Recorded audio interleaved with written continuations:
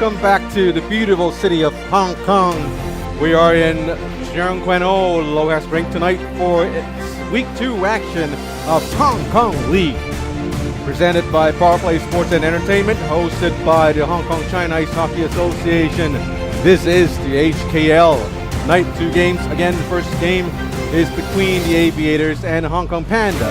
Second game tonight, it would be between Black Dragons and the Toro Bulls. Stay tuned for more as we wait for drop-off in approximately 60 seconds.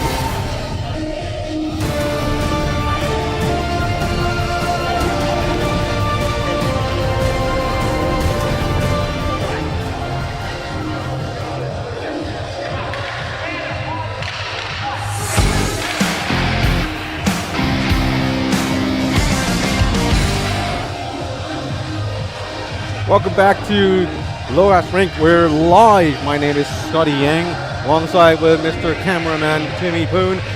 We are ready for the first game of the night, Aviators versus the Hong Kong Panda. Hong Kong Panda, led by legendary Whitney Olsen, and with the Aviators, David Bellucci.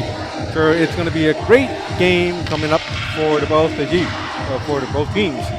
Aviators in their powder blue jerseys and the Hong Kong Panda in red, attacking from left to right.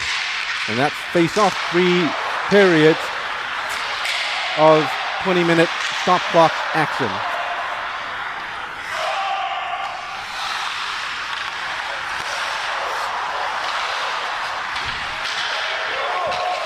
Number 88. Hero of the last game for the Pandas, Mr. Albert Person, new to the scene here in Hong Kong. Alongside on the other side of the wing, that's Joby Wan, number 61, the bright young future player of Hong Kong. And there he is, going on for the Czechs, number 58, Hurton Cheng. Here comes Joby Wan, going on the left, try to leave the puck to Albert Persons. Gave puck away to number 4, Julian Chow. Chow up for the puck. Retrieved by 58, Burton Cheng. Cheng, nice pass up, but intercepted by Jesse Lucia. Lucia cutting in, tries to move into the slot, intercepted by number at 92. Oh, that's almost a goal there. And that's a whistle for a break. Face off in the Aviator zone. Fast-paced game so far. Still early. A little more than a minute played in the first period. Pandas playing D, number 57, Warren Lai. Number 66, Eugene Lee. Both relatively young players. Up top on the right wing is Carl Mox.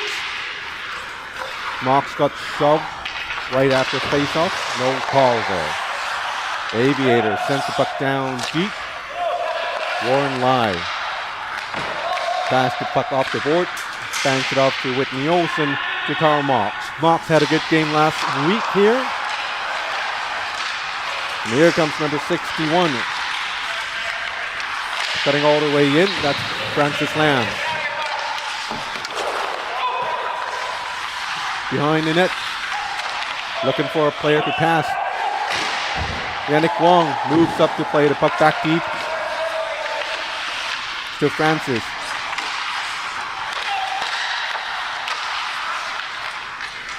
Back to Yannick Wong. Back to Francis. Can't make a move on the left, so he moves the puck to the right. Players colliding with each other in the corner. And now the Pandas has the puck. Near tripping call there. No response from the referee, Alex Wong. Lucas Eschleman, number 77. To Whitney Olsen. Olsen, long shot saved by the goalie. Goalie made the play. Moved the puck back to the corners. Pass back into the slot to 58, Hurton Cheng. Shot and saved by goalie number 1, David Lamb. Strong game for David Lamb last week. Now with Jesse Lucia again. Centering pass. Missed everyone. Puck bounced all the way back to their own zone.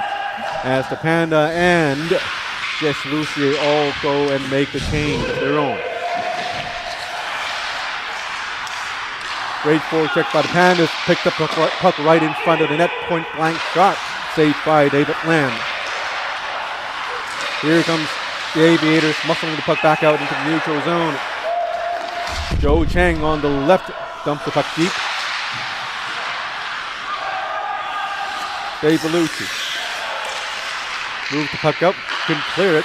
Panda has the puck. Now Uno Wong has the puck. Flips it up into the neutral zone. Picked up by Hurton Chang. A long shift for Chang. Rob gets in for a change after this play. Moving to Mark Lee. Couldn't quite get to the puck, and England made the play up the ice. Bellucci. To Ryan Wong. Back to Bellucci. Very strong players, both of them. Long shot saved by the goalie, Moses Fung, number 20. Centering attempt. Picked up by Tim Hengland with a replacement jersey as he forgot to bring his own. Shot from the face-up circle. Saved by goalie Moses Fung. Here comes Joe Wet all alone. Tries to speed past everyone. But couldn't get past Bellucci. Saved by glove down by David Lamb. Puts it down on ice for Bellucci, but Bellucci had to make an urgent play. Still no score. 4.5 minutes played in the first period of the game. Here's Bellucci on the right. Nobody to pass. Moves in down deep. Right in front of the net is Leon Ruel.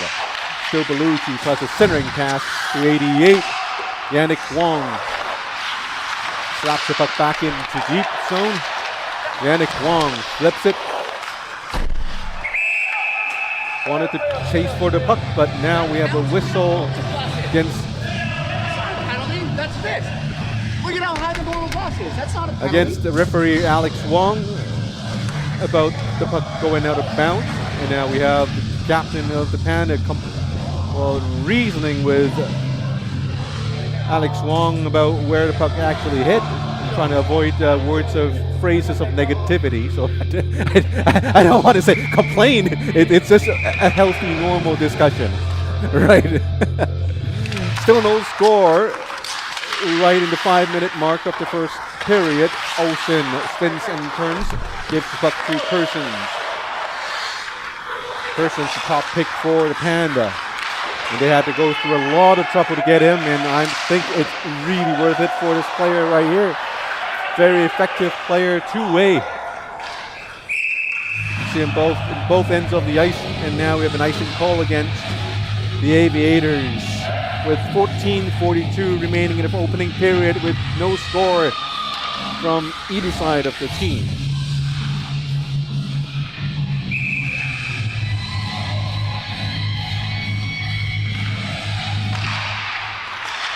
Face off in the Aviator zone.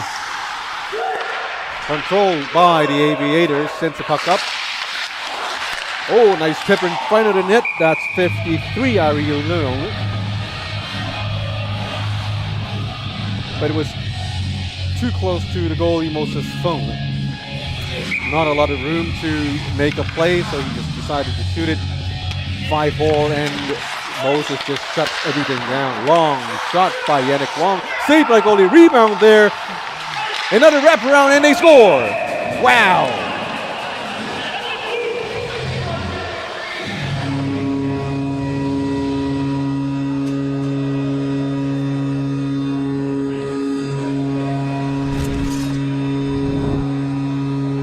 long shot. Moses Fung made the initial save. Couldn't quite clear the rebound. There's a rebound right there.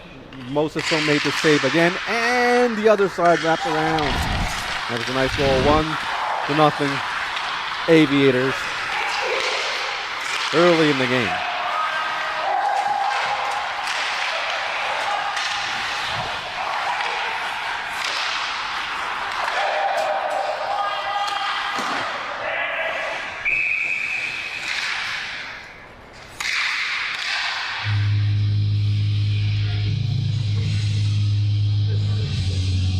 So with the Aviators getting the goal-ahead goal early in their first period, it sets the tone for the game. Francis Lam coming in for a change as the Hurton Cheng long shot deflected, but it was out into the corner. Going back for the chase of Hurton Cheng. And for the Aviators, John Yoon not quite fast enough to wave the icing call. So we have face-off back in the Aviator zone. Shots so far, 6-4, actually 7-4 in favor of the Panthers. But it's the Aviators leading the game with a goal. Aviators try to clear the puck out into the neutral zone, but blocked by the Panthers. Now they do, but the puck didn't get too far out. Here's Hurton Cheng, 58. Nice move there to Olsen. Olsen back to Yam. One of the Yams, Yam Yi. The other Yam not playing, that's Yam Yao. The Yam brothers, once a young kid, now one of the mainstream players here in Hong Kong. Locally bred players. John Yoon missed past the puck, and now we have number 77, Lucas Eschleman. Nice pass to the other side of the rink, picking up the puck. They're chasing after the puck is Karl Marx. Battling for the puck in the corner. Coming out away with the puck is Bellucci. Bellucci flips it to the other side of the rink. John Yoon, nice feed to number 19. Uno Wong back, hit right in front of the net, and another goal.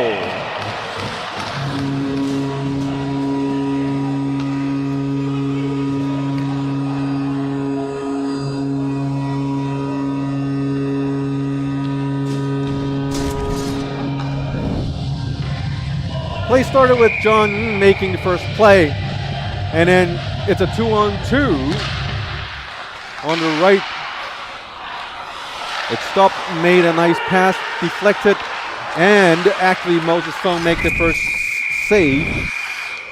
But the rebound came back to the Aviator attacker, and they scored the second goal of the night, 2-0, 12 minutes, 18 seconds remaining in the opening period.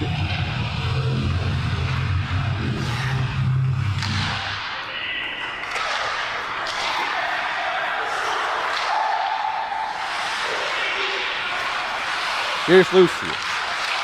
Top of the crease, leaves it back, shot, deflected by a defender.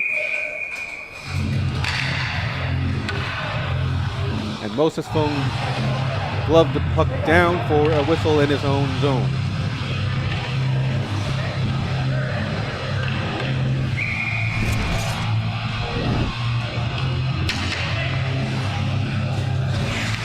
Bouncing puck.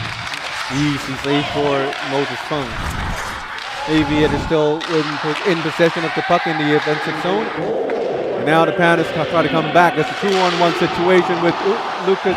Oh, score with Jesse Lucier right in the middle, looking for the pass.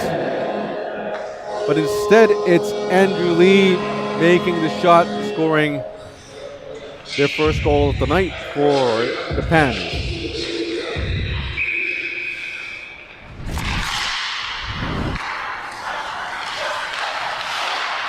Cutting on in from the left. Nice near side top corner goal. Here's another goal by 88 Alberts Kersons from the Pandas. And guess what? I wasn't even finished with the last replay, and the game is now tied. What a game.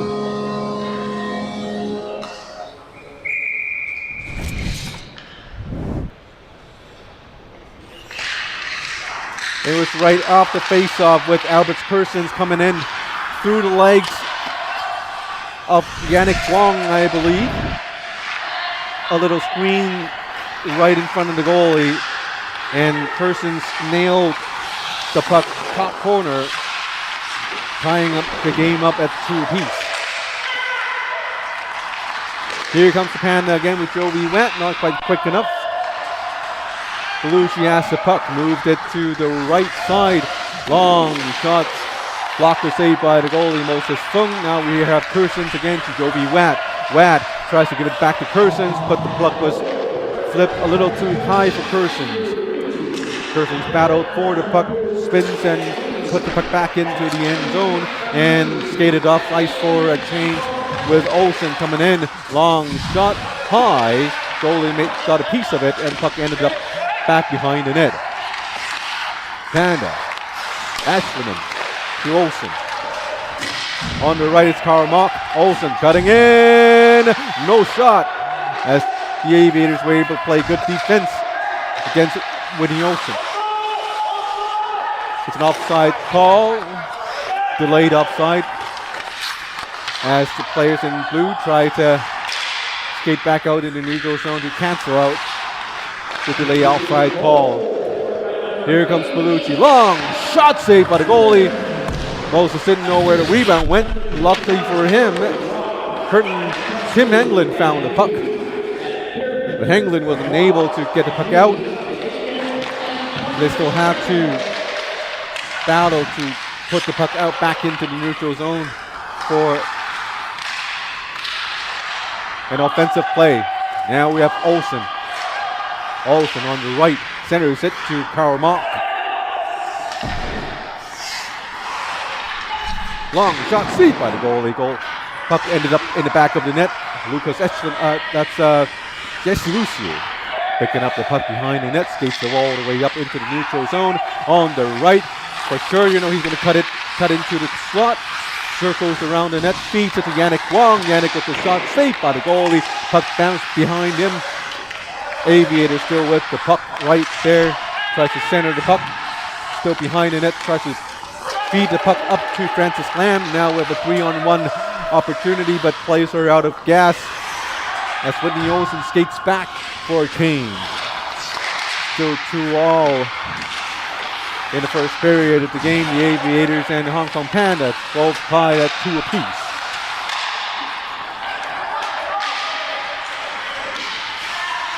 Here comes the Panda again. Bellucci. Yuno Wong, number 19.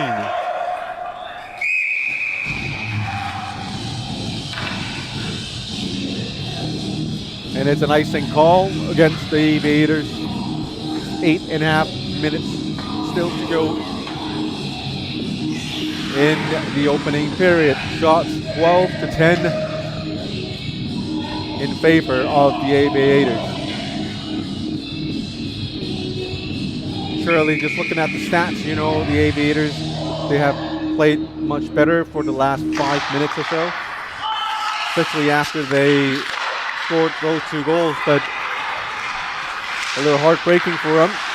It's a momentum killer for sure, as the Hong Kong Panda was able to come back within, 30 seconds, scoring 2 goals in quick succession.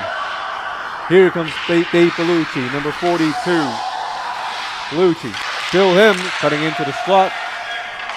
Still has possession, tries to give the puck to John Ying. Yuno Wong. Ryan Wong coming from the blue line, slaps the puck towards the goal. Yuno Wong. John Ying, no offside. John making the play near side. And close shot on Moses Fung. Most make the save. Lucy. Ryan Wong. Ryan tries to dangle his way through, unable to. The Pandas were able to play the puck back out into the neutral zone, but now the Panda has it. Nice stretch pass to number 17, Andrew Lee. But Yannick Wong was right there, so Andrew had to skate around for a little time. Great defensive play by Yannick Wong. Yuno Wong Leon Ruel, great game last week here. Tonight, not as active so far, but it's a long game. 3 20-minute stop clock periods.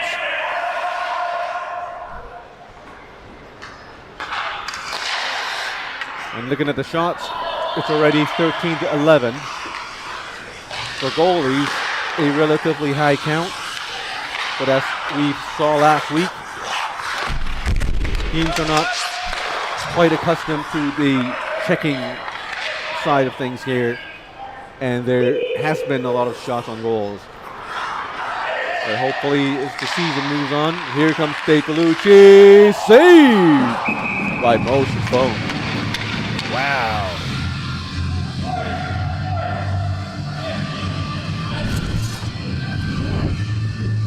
Stapolucci with the puck going all the way, cutting into the slot, moving up close. And nice glove save as Bellucci tried to go top corner.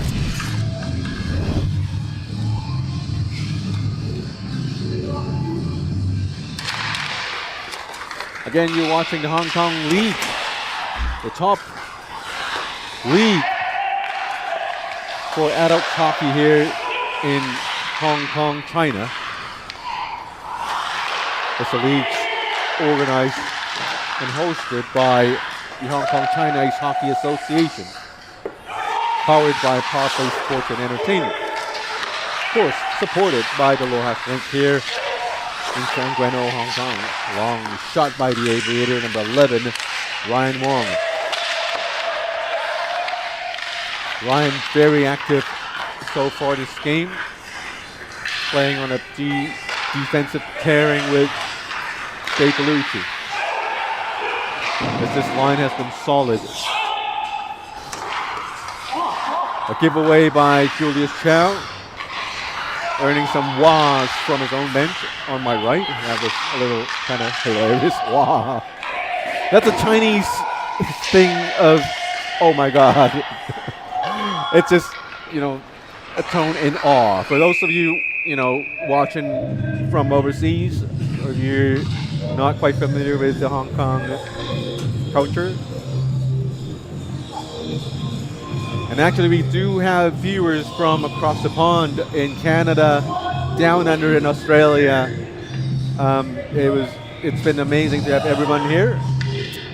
But while you're here, click that subscribe button just to show your support for the hockey here we have in Hong Kong. It's not easy for everyone. The commute, the work. I'm sure you've heard about the work culture in Hong Kong. Changed a little recently, but it's still relatively the same. A lot of players here go to school early in the morning. And right now there's this penalty against the Aviators. Penalty's not quite on the clock yet.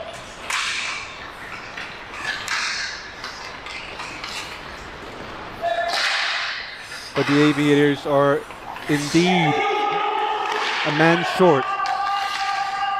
Here comes the save by David Lam. Nice save.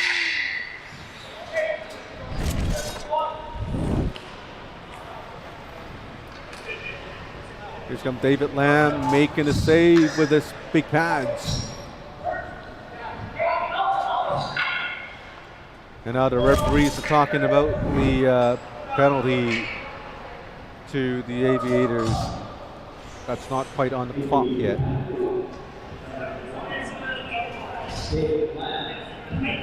I'd like to take time to thank everyone involved. Parents taking the kids here. Players coming all the way out to Changuano. Everyone who had to work over. Oh, now we have the clock here. 39 seconds remaining in the power play for the Pandas.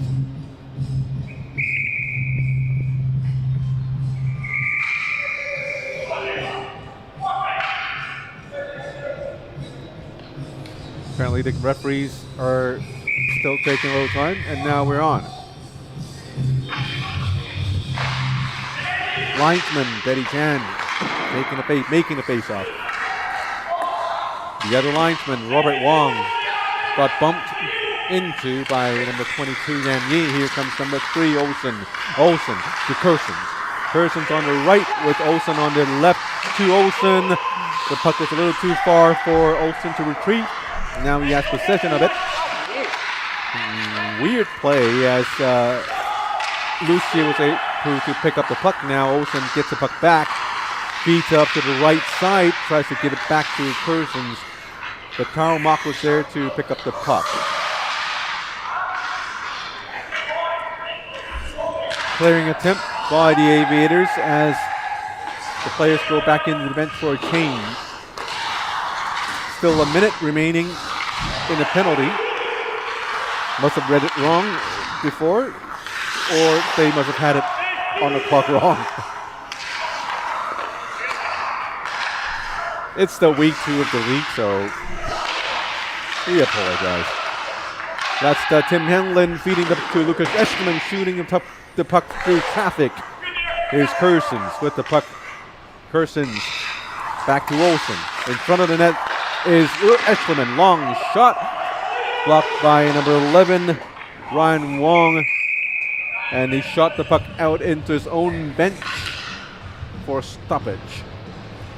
And play will return into the Aviator zone with less than 3 minutes remaining in the first period. Shots have slowed down a little bit.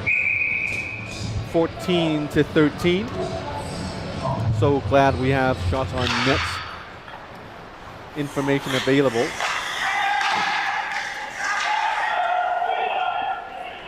Clearing, the puck was cleared down the ice by the Aviators. Still 12 seconds remaining in the power play. A little messy play by the Panda, but Eschliman to Olsen. Olsen, long shot blocker saved by David Lamb. Cleared down the ice. Goalie out to wave the icing. As both teams return to 5-on-5.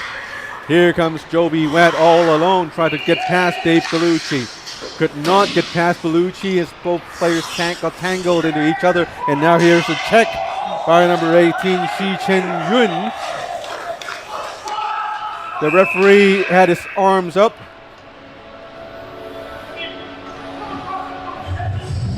That was a roughing call.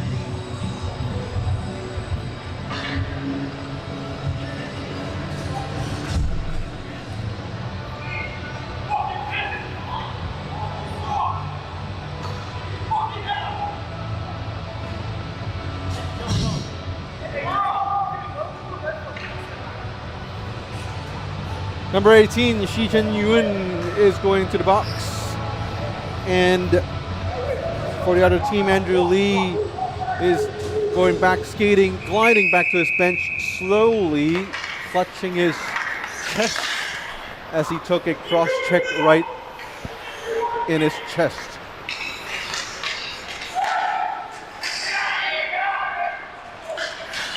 No, it's still a man advantage as the previous penalty has expired, but it's the second consecutive power play for the Pandas. And here's Joby Wett, and he scores!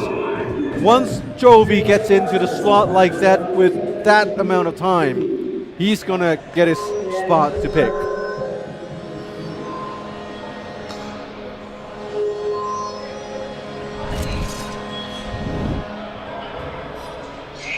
And Joby with all the time, skating all the way in. The goalie actually has a clear view of the shot, but perhaps he was a little bit out of position, slightly to his left.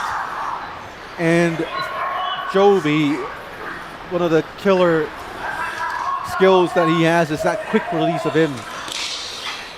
His quick release wrist shot is lethal. As when he pulls his stick back behind his legs. For the goalie, it's all of a sudden like everything vanished in an instant. And when the goalie realizes, a lot of times it's a little too late.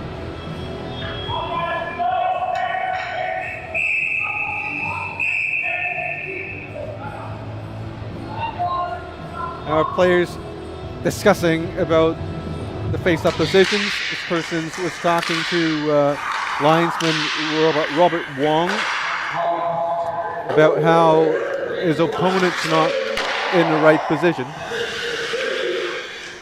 Clearly the linesman did not agree with him. Here's Joe V. Watt, scored the go-ahead goal for the Panda with a minute remaining in the opening period. Scores 3-2 for the Pandas. Here comes Jesse Lucier trying to move in, as he was blocked by Tim Hengland, the player who forgot to bring his own jersey. Number 92. Usually he's number 14, his favorite number.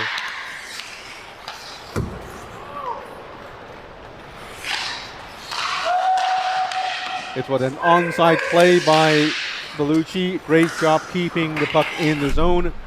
And he noticed Eshelman cherry picking in the other blue line. And with Kerson's trying to make the move, 18 seconds remaining in the first period. Joe B1 makes another shot. Now we have number 21, Leon Ruel. Shot through traffic, saved by Moses Fung with shutting his 5-hole. And now we have a penalty for a hook.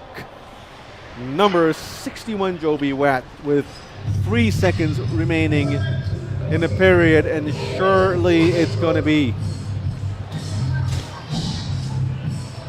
a 5-on-4 to start the second period.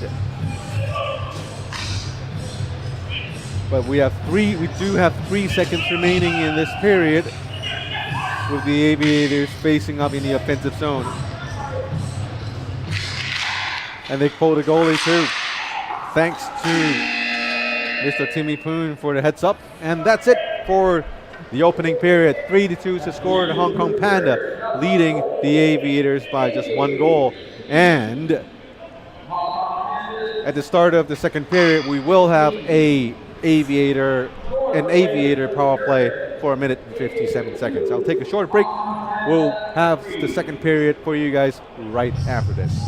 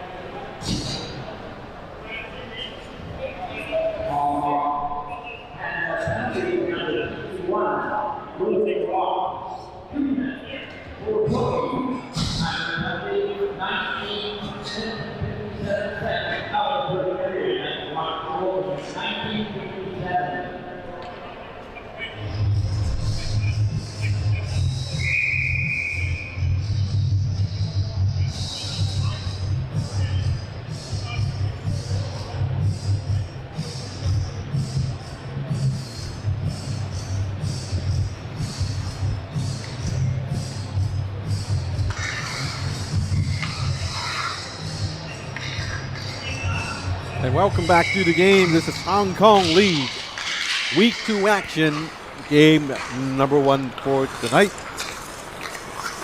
We have the Aviators in blue and the Hong Kong Panda in red. Start of second period is an Aviator power play as Joe B. Watt, number 61, had a penalty to serve for a little under 2 minutes.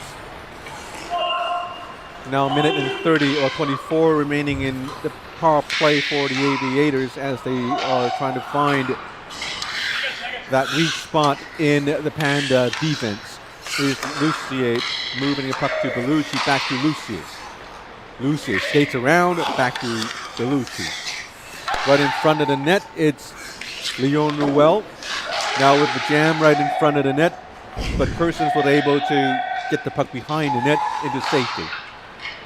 Cleared down the ice, killed some valuable power play time, as well as getting some time for both teams to make the change. Here's Lucy. 40 seconds remaining in power play. Moves it back to Ryan Wong. Wong could not get the puck back past the blue line. Back to Jesse Lucier. Lucier moving again. On to the right side, Julius Chow cutting into the slot. But the puck did not go his way as Lucier decides to pass the puck around the net. Chow to Ryan Wong. Down low to Lucier. Centers it. Lucier still has the puck. And that would do it for Jovi Watt's penalty. And he picks off the puck near the blue line. Moving in. Shot saved by the goalie. Rebound. Not in time. Here's Eschleman. Down to Karl Marx. To just Jovi Watt. Shot. And saved by the goalie, David Lamb.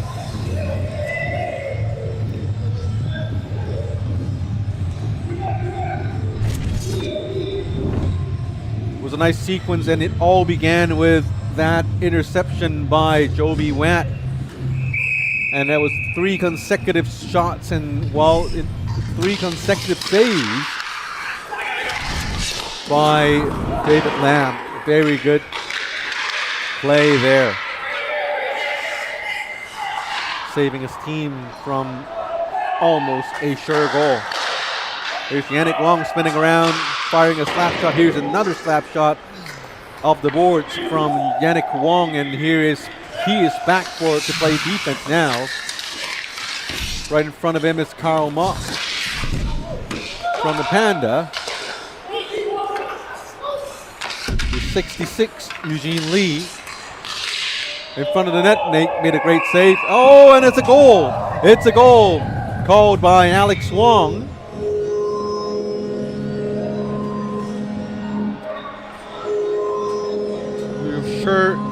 For sure we'll be seeing this on replay.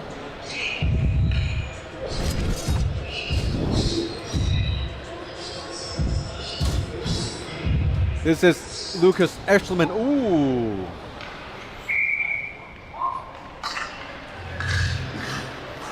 That was not in.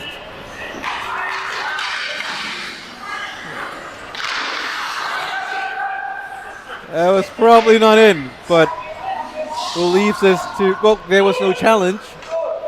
I believe the league rules allow for goal challenges, but there was no challenge to that. But it is what it is. Perhaps the referees have a better view than us, because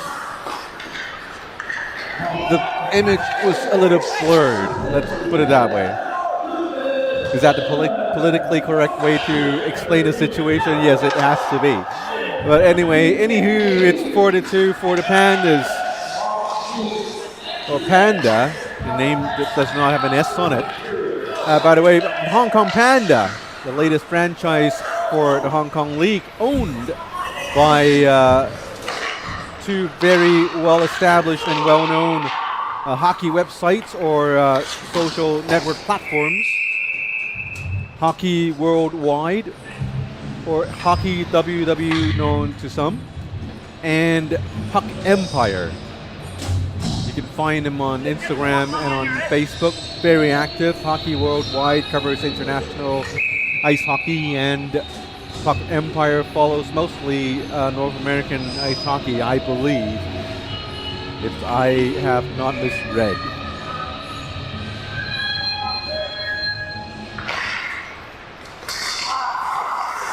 It's 4-2.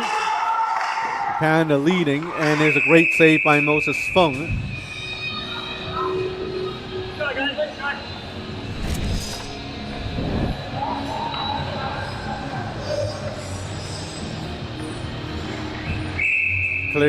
Centering pass into the slot to Shi Zhen-yun, but even better save by the goalie.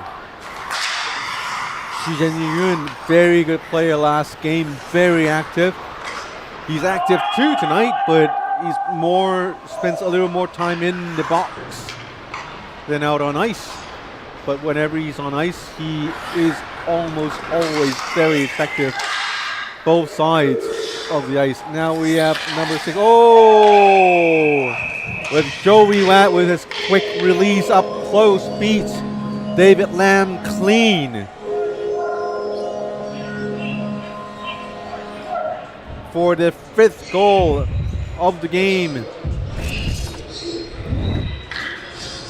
Here's David Lamb waiting for Jovi Watt, and here comes Jovi with his quick release. He went far side. And there is a change of goalies for the Aviators. Out goes David Lamb, in comes King Ho. Out with the young, in with the old, seasoned. Yes, that's the more politically correct term for being old. No, my apologies. You have to understand, English is not my first language. So my vocab is not very good. With the veterans coming in, now we have King Ho, a very good friend. That's why we can joke a little around him. I know him. He's actually younger than I am, so I have no place whatsoever in talking about him being old. But relatively speaking, comparatively speaking, he is a veteran here in Hong Kong. Actually, he's been playing as a member of the Hong Kong China Ice Hockey men's ice hockey team for a long time, for at least a decade. Now, oh, that's a goal by the Aviators. Maybe it has something to do with King Ho, or perhaps there's nothing to do with King at all. But a goal is a goal, and the goal was scored with King coming in for David Lamb. So we'll give him that. And the Aviators tries to climb out of their hole one step at a time, and there's a nice goal through the 5-hole of Moses Fung. A better looking scoreline for the Aviators. Now they are down by 2. Players running each other into the boards, behind the net fighting for the puck. Olsen taps on the puck for Yam Yi. Yam to Hurton Cheng. Hurton to Olsen. Olsen on to the right to Carl Mock. Mock top with the slot, nowhere to go as he was pestered by John Nguyen. Tries to give it back to Yan Yi. Yi with Ryan Wong behind him. Ryan Wong ice the puck down the ice, and it will be icing for, well, against the Aviators. 13-16 remaining in the second period. 2-goal difference between the two teams.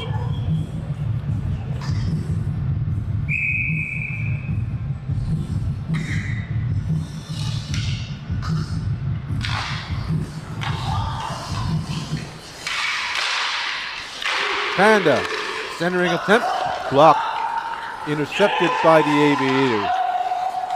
Hurton Cheng, very good defensively today, and we have a whistle for interference. That's interesting. And going into the box, it's Yam Yi.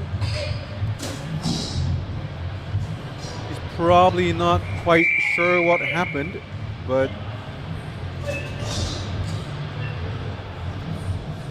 it's a power play for the Aviators, a much needed one, in fact, as they are still down by 2 goals.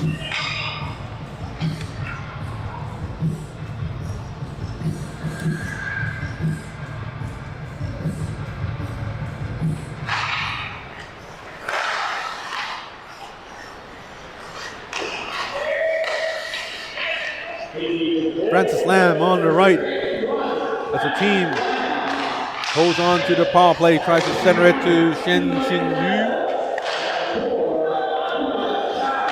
Yu. Bellucci. Oh, nice pass to Francis Lam. Even better save.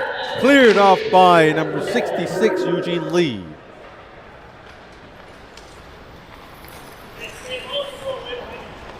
Aviators trying to come back again. A minute and 20-ish seconds remaining in the power play. Francis Lam. Francis trying to get the puck to Leon Ruel, who's standing right in front of the net, but being pestered by two red shirts. Shi Chen Yun, long shot saved by the goalie Moses Fung. Francis Lam again, still looking. A lot of traffic right in front of the goalie. Could have shot, no. Back to Lucier. Lucier with the puck moves it to the other side of the rink. Back to Francis Lam. Now on top of the crease. Back to Lucier. Then gives it in front of the net. Long shot. Saved by the goalie. Saved by the goalie. Puck is in behind the net with Lucier with the puck. Gets it off to Bellucci. Long shot. Another save by Moses Fung. Now they clear the puck with 42 seconds remaining in the power play. Very good offensive play by the Aviators, but could not beat Moses Fung. Still 2 goals down, 30 seconds remaining in the power play. Now we have Bellucci with the puck. Now the net's off as the referee stops play and signals for the linesman to secure the net.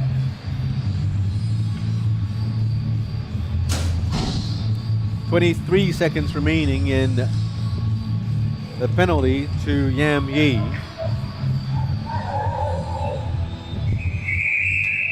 Scores still 5-3.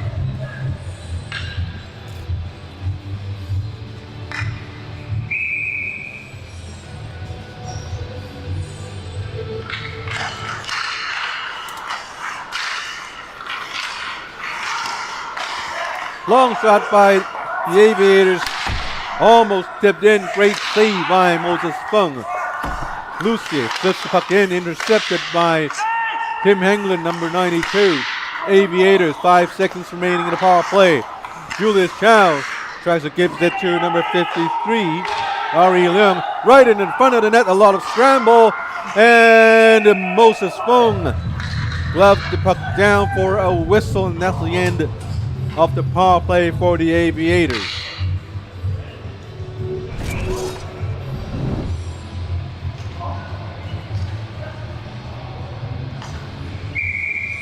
Here comes Lucier with the puck by himself right in front of the net, but he could not quite handle the puck as he had to skate behind the net, and he lost balance.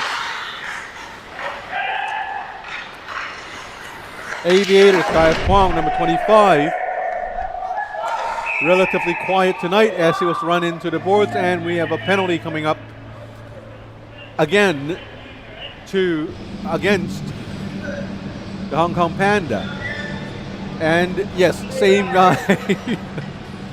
He probably didn't really want to come out of the box, or the refs really wanted to keep him in the box. One way or the other, he's back in the box for another 2 minutes. Hopefully for his team, another 2 minutes. But for the Aviators, they would want him to be out as soon as possible, because that would mean they would be able to score in their power play. The second power play in a row for the Aviators. A minute 43. Here is Lucier behind the net. Good on muscle pass Olsen. Olsen clear the puck down the ice. Coming out to play the puck is King Ho. Danger as Lucas Eschman is right there. Here's Carl Mock. Mock with the puck. And he scores! King Ho took a little too long to play the puck, and as he realized it's just only 2 red shirts right in front of him, and I do not know where the Aviators were. You can't blame King on this goal entirely, but it was a weird goal for sure. Here's King with 2 red shirts right in front of him. Perhaps I had a better angle because King had his back against these 2 players. And look at how much time they have until the blue shirts came back for defense. So the score is 6-3. It's a short-handed goal by the Pandas. Bellucci with the puck. Francis Lamb. Lamb hangs the puck back to Leon Ruel. Couple of blue shirts skating around the goalie. Here's Francis Lamb again. All that he needs to do is to feed it into the goalie's crease. Good things will happen. But you have to give credit to the Panda defense. A solid square. So far the Aviators is unable to cycle the puck inside that little red square they have drawn by the Pandas. Nice shot, even better save by the goalie, and we have a scramble, and goalie Moses Fung made another incredible save for his team.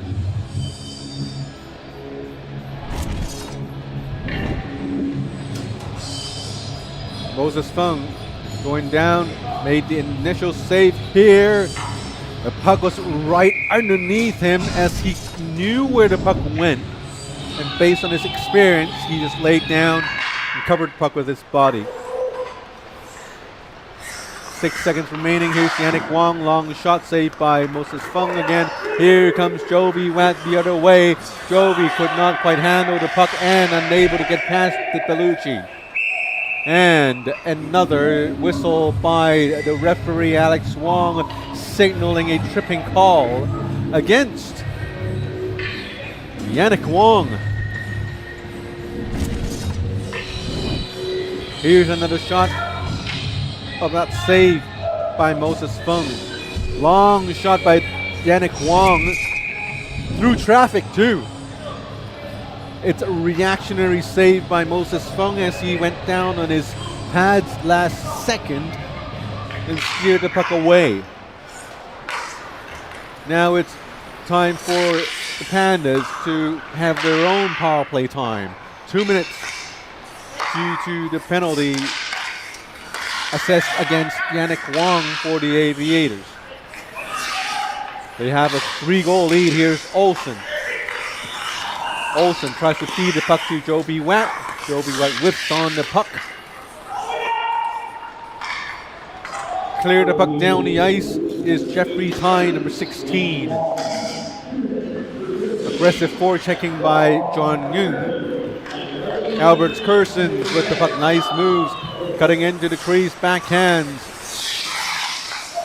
No room to go. Try a nifty play, but could not get past John Yoon. But John could not get the puck out of his own zone either. So play remains in their own zone for the Aviators, and now they do get it out. The puck ended up all the way to the other side as Moses Fung came out to play the puck. A minute remaining in the power play. 7 minutes 20 seconds remaining in the second period. Persons received the puck from Yam Yi. Joby Watt to Olsen. Olsen almost lost the puck, and now he does. And we have a 1-on-1 situation with number 25. Gaius Kwong moving in. Saved by the goalie. Going back the other way, it's the Pandas moving in. Top of the slot. Yam Yi coming out from the box. Still Yam Yi in the corner. Looks for Eschleman. And the Aviators were able to clear the puck down the ice, and Moses Fung was there to come out and play the puck. 5 seconds remaining in the power play. And that should do it, as Yannick Wong is quick to come out, and he too intercepts the puck for Francis Lamb. Lamb back to Wong. Wong backhands it, tries to give it back to Francis Lamb. Nice centering pass to number 21, Leon Ruel. Ruel could not get the puck near the goalie as the Hong Kong Panda was able to move the puck out into the offensive zone. King Ho leaves the puck to Bellucci. Bellucci, number 18,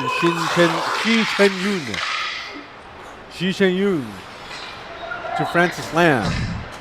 Lamb to Leon Ruel. Leon Ruel loses the puck almost loses the puck to Joe Cheng. Scary moment for the Aviators, but they were able to get the puck last second. Hengland to Eugene Lee, back to Hengland. Here comes Shi Chen Yun. Shi Chen Yun into the slot, backhands it, saved by the goalie.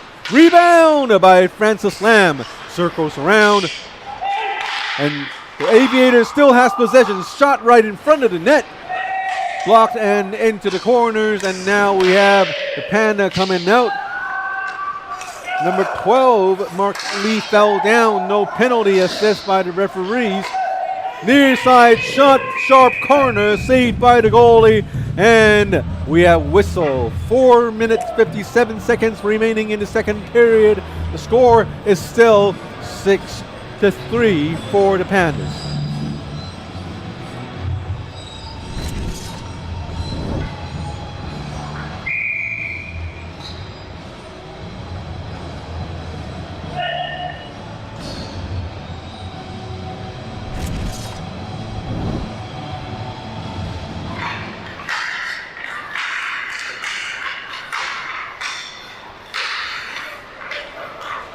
A little less than 5 minutes remaining in the second period. The score is 6-3. The Hong Kong Pandas battling it out against the Aviators. Now we have the Aviators coming in.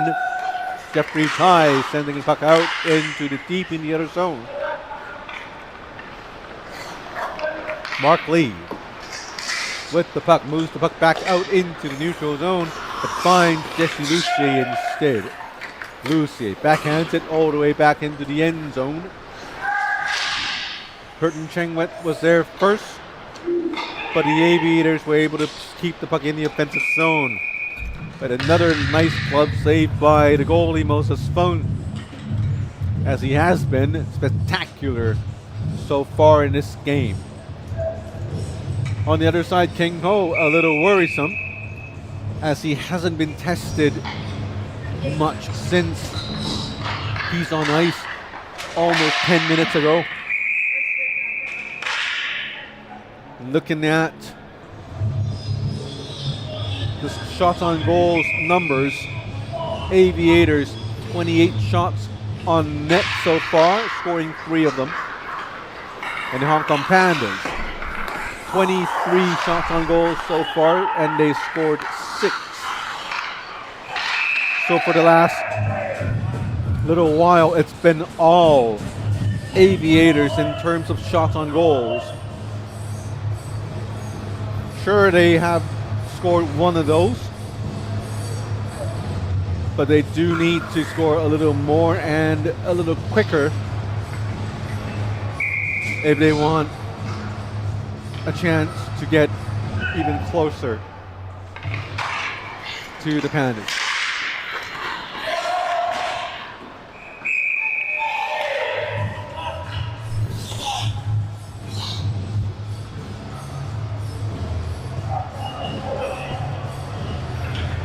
Six to 3 to score.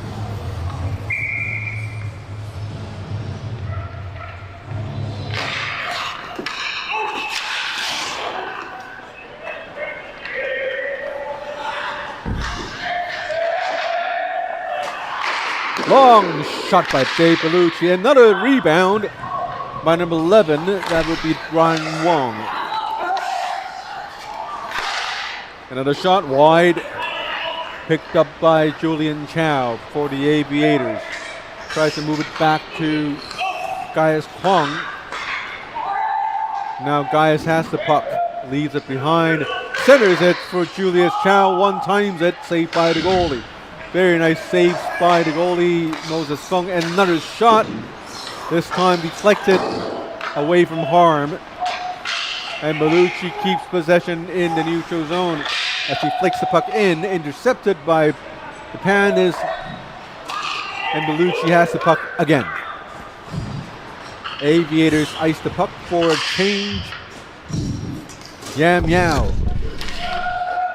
I mean Yam Yi. Or was it Yam Yao? It was Yam Yi, number 22. Shi Chen-yun dumps the puck in. Main referee has his arm up for delayed penalty call, likely against the Aviators. As now Moses Fung gets off ice for an extra attacker. 2 minutes, a little more than 2 minutes remaining in the second period, as referee Craig Rizal still has his arms up for a delayed penalty, and now he has stopped play for an interference call against number 18, Shi Chen-yun. And when we're back, we'll have a power play for the Pandas for 2 minutes.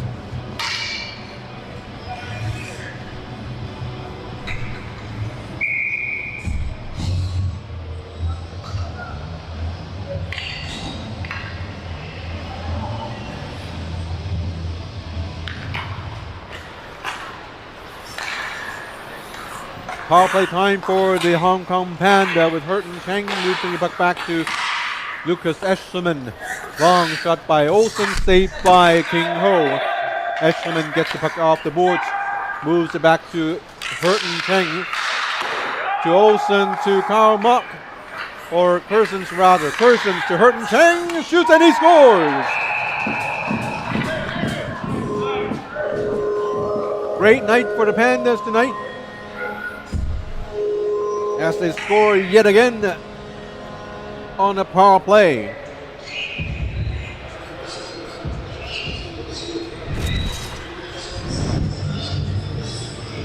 Goalie King Ho was down on ice as the action was behind him, moving both directions.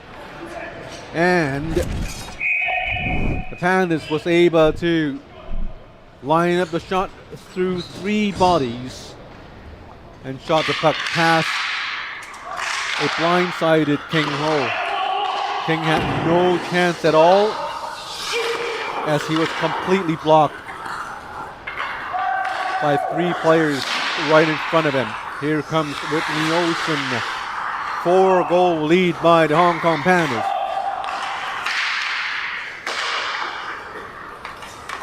Person. Nice shot, saved by the goalie.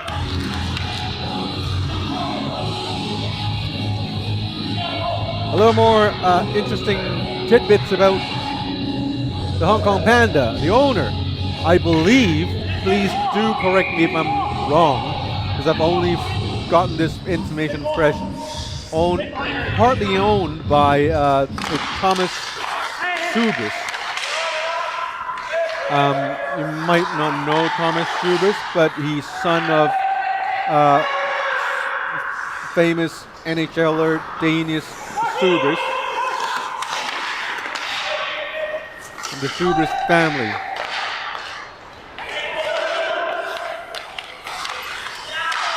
And that's another goal by the Hong Kong Panda. Now it's a 5-goal lead of 8-3.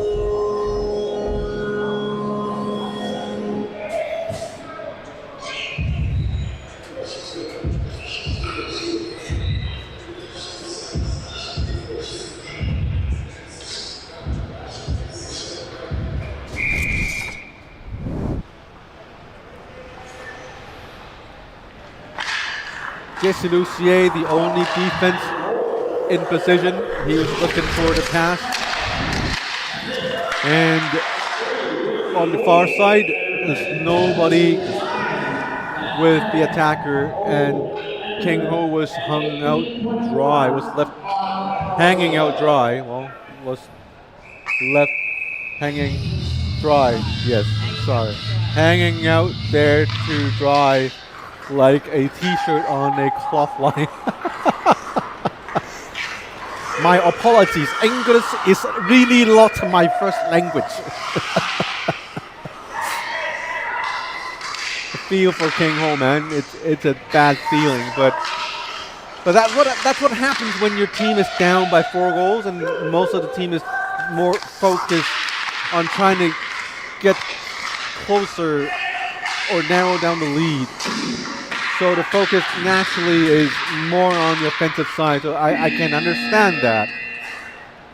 But it wasn't a great goal. The score 8-3 for the Panda after 2 periods.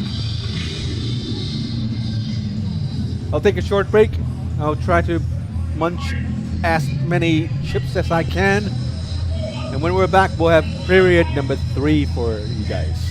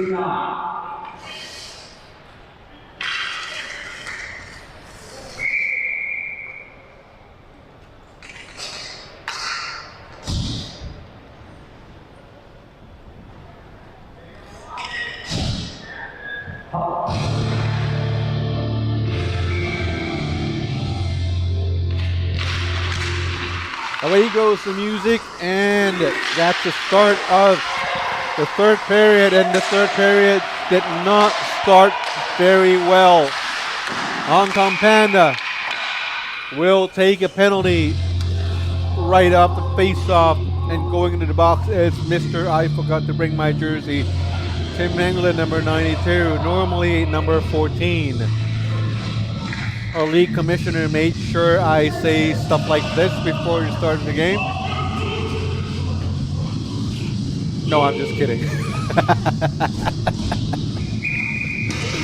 I was just kidding. But yes, it's a penalty to number 92, Tim Hengland. Still remember him from the Four Nations tournament here in Hong Kong. And we have an invalid face-off here, as a late change was not accepted by referee Craig Rosell. 2-minute power play for the Aviators if they want to come back in this game. Now is probably the time to start it. Again, we hear that wah wah wah from my left side. That's the Panda bench, as they were kind of shocked at the gutsy play by the goalie, King Ho. But fear not, King Ho, himself a veteran goalie, the Hong Kong ice hockey program. Here comes Joby Watt, number 61, leaves it for Kersons. Very dangerous Kersons. As the other side, Leon Ruel was trying to pin him down onto the boards, but Kersons, himself very skilled player, has been able to escape from Leon Ruel. But Ruel himself was not able to escape from the sharp eyes of the referee, Craig Rosell. And that's why he's going to the box. And that's it for the power play. And now both teams will be playing 4-4 for about a minute or so. And after a minute and 2 seconds, Tim Hengden's coming back out from the penalty box. And the Panda will enjoy a shortened power play session. Kersons with the puck. Some would argue he was probably top 3 in terms of draft picks in this season, as he's really been the center, the core of the Pandas. Nice deflection by Kersons. probably have to give it to Whitney Olsen as the best player on his team, but you know, age does factor sometimes, occasionally, possibly, maybe. I think. So, Kerson's in my eyes. Very, very effective players. I can't say enough good things about him. Based on the game and a half we've seen here at Loras Rink. Shout out to the goalies coming out for the games. On my left, it's the Panda bench. Two goalies suited up, two backup goalies actually suited up for the game. Number 72, Evan Thorpe, as we call him, Thorpe, came all the way out from Discovery Bay. Unless he has a second home hidden somewhere in Hong Kong or China. And the other, number 7, Tillis Joe, the goalie.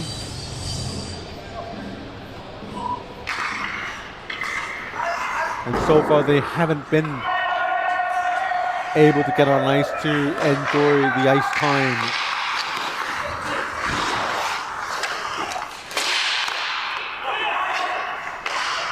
But Evan Thorpe, oh, here's the breakaway for Xu Chen Yun. Shot saved by the goalie.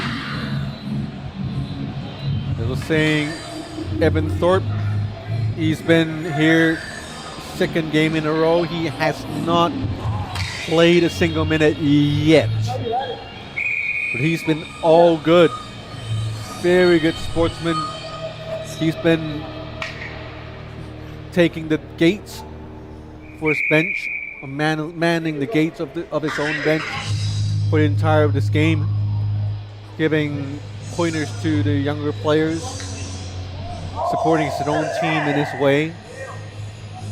Can't say enough good things about this man here, Thorpe, unless he has a second home hidden away from public, which I'm sure he doesn't. I was just sorry, guys.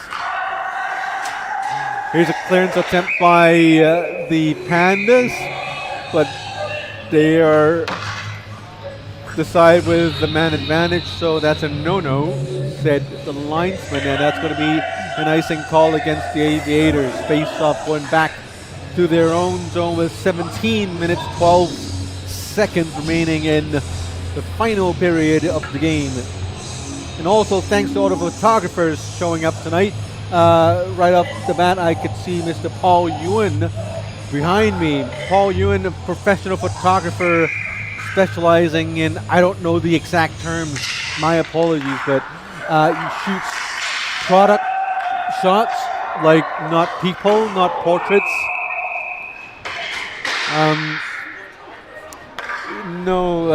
Like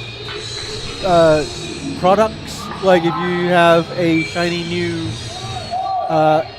phone, you want to print it on a poster, you get people like Peter Ewan to give your product shots. His social network handle is 2pm_Paul or Paul_2pm. I do not understand what 2pm means. Certainly not the Korean pop group. I highly doubt it. And go check him out on his social networks. And also Lavanda Leanne, I'm sure she's around. She's an up-and-coming sports photographer. Huge interest in ice hockey. I heard she'll do personalized hockey photo shoots for you during a game of yours. So get in touch with her. I do not remember her social network handles, but her name is so special you could certainly find her just by putting her name on a search engine. And less than 16 minutes remaining in the game. 8-3 is the score. The team in red, partly owned by the Subris family. And surely, there are other owners, but at this moment, I do not have that information in my hands. My apologies. But they are winning by 5 goals, so I'm sure that's not something they're going to complain about. Another nice save by Moses Fung. You know what? On my left, it's the bench. The person with the loudest cheer, the person banging the hardest on the boards, it's none other than Evan Thorpe, the substitute goalie who hasn't played. So, you know, he's just that good. Good man. Here comes Jovi Watt.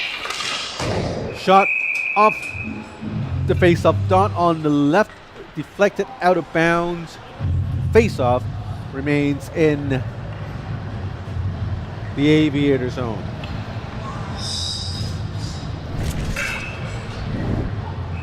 As we take a look at that save from Moses Fung again, a lot of traffic right in front, and he got great help from his defense too.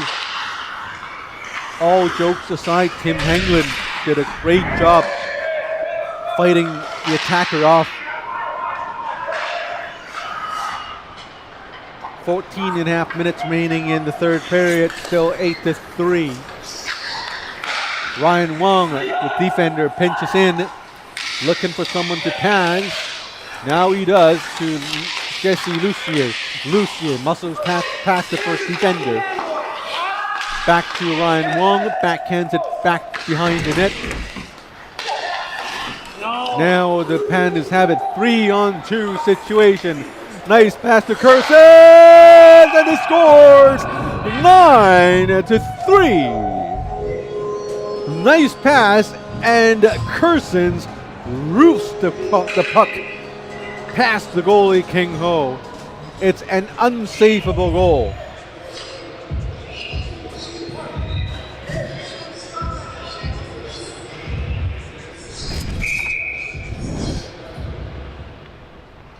Look at how the play unfolds. 1D between the 3 attackers. And there was no way for King to make that save, because even if you include King as the defensive part of the picture, it's still a 3-on-2 for the Aviators. So there was just too many options for the puck handler to pass the puck to. And the pass connected for a wonderful one-timer by Albert Cursons.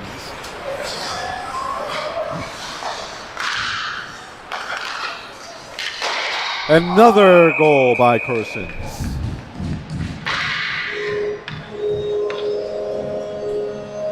An absolutely dejected Aviator bench on my right. Everyone hung their heads down.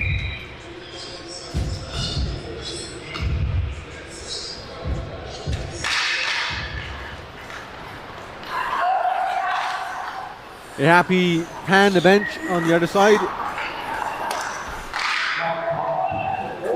By the way, a little birdie tweeted the following message to me. The ownership group for the Hong Kong Panda, Dylan Baker. And, I'm sorry, Panagiotis Mavridis. I've tried my best. So the Mavridis,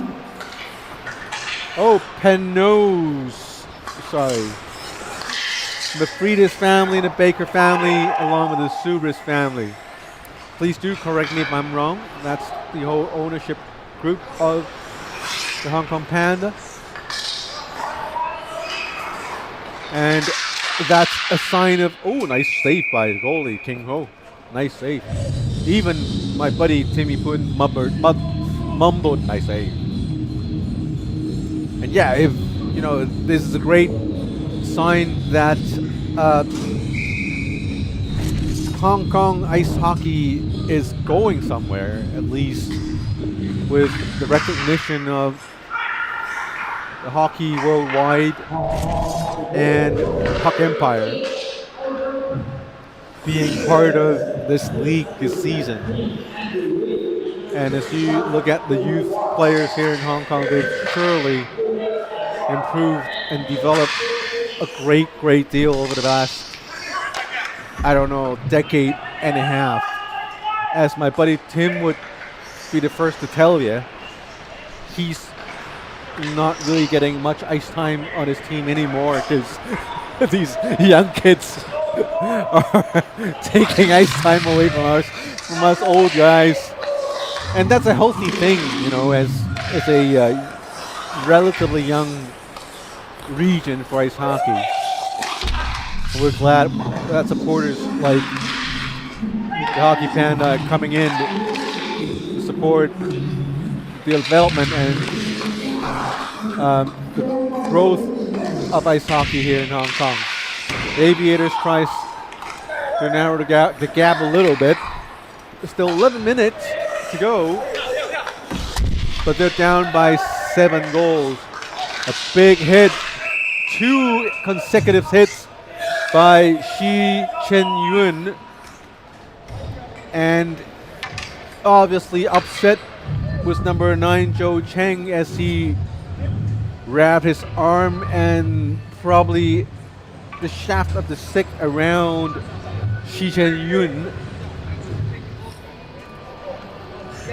as Zhou Cheng was pinned onto the boards twice. And as players start to get used to the checking aspect of the game, we'll definitely be seeing more and more of these hits along the season. So we get penalties for both Shi Chen-yun, number 18 for the Aviators, and number 9 Zhou Cheng for the Panda. The second check on Zhou Cheng by Shi Chen-yun, and then the retaliation from Zhou Cheng. Those earned both players 2 minutes in the box. And we have another guy going into the box. That's number 19, Yuno Wong.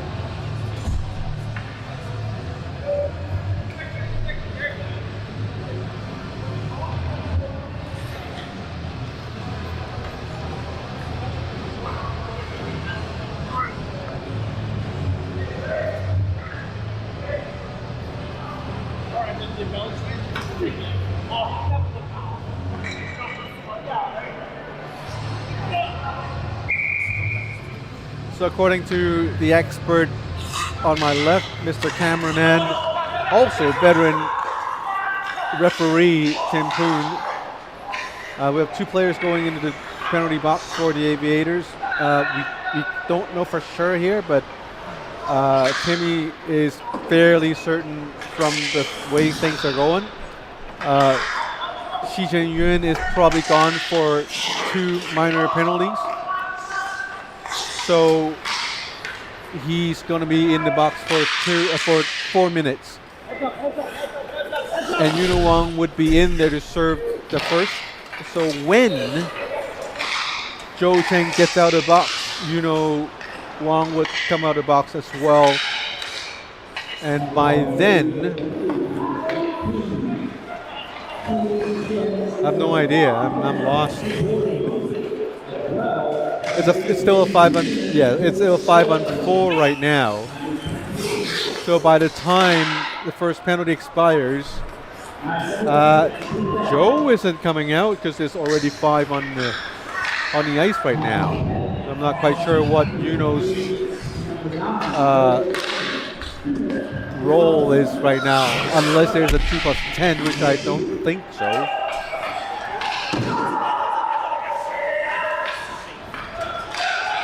All right, so here's King Ho with the puck.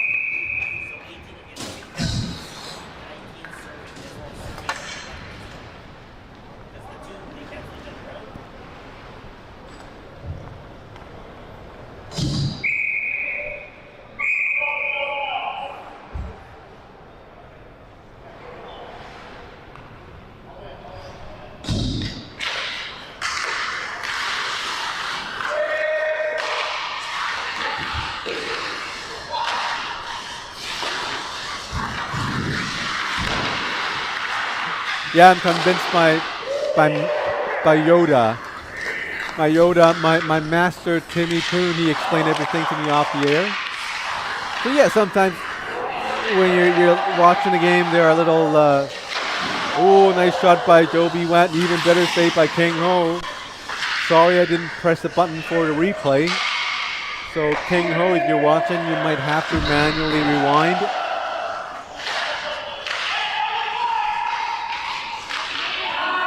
A little less than 9 minutes remaining in the game, still a 7-goal game.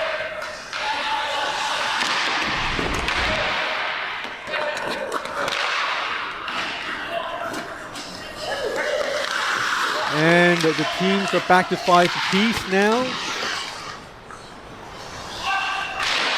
Nice.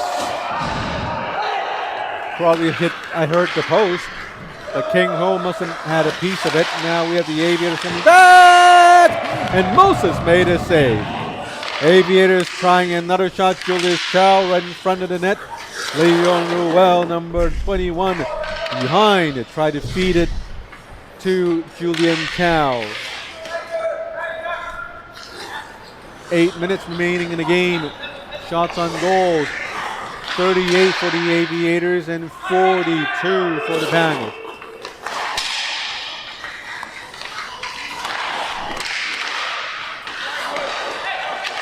Here's Ryan Wong.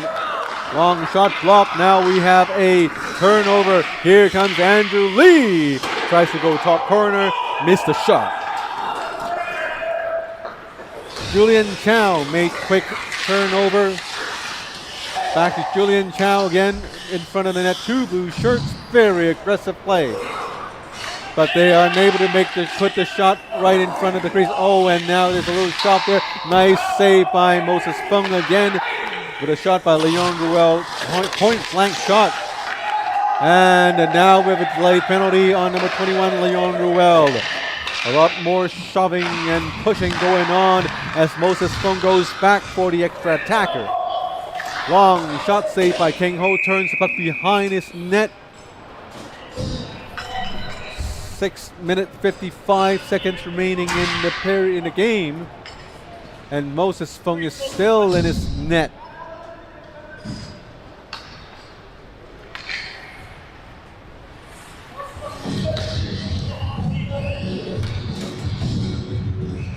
Going to the net, number 21, Leon Ruel. 2 minutes.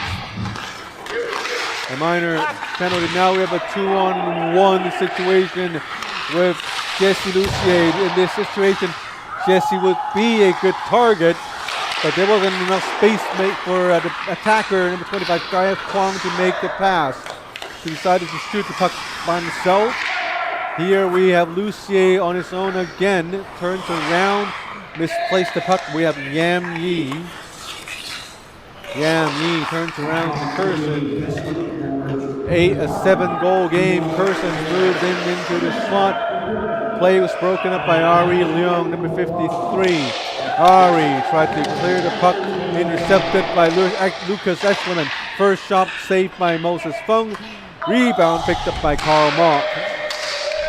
By Jeffrey Tai, my mistake.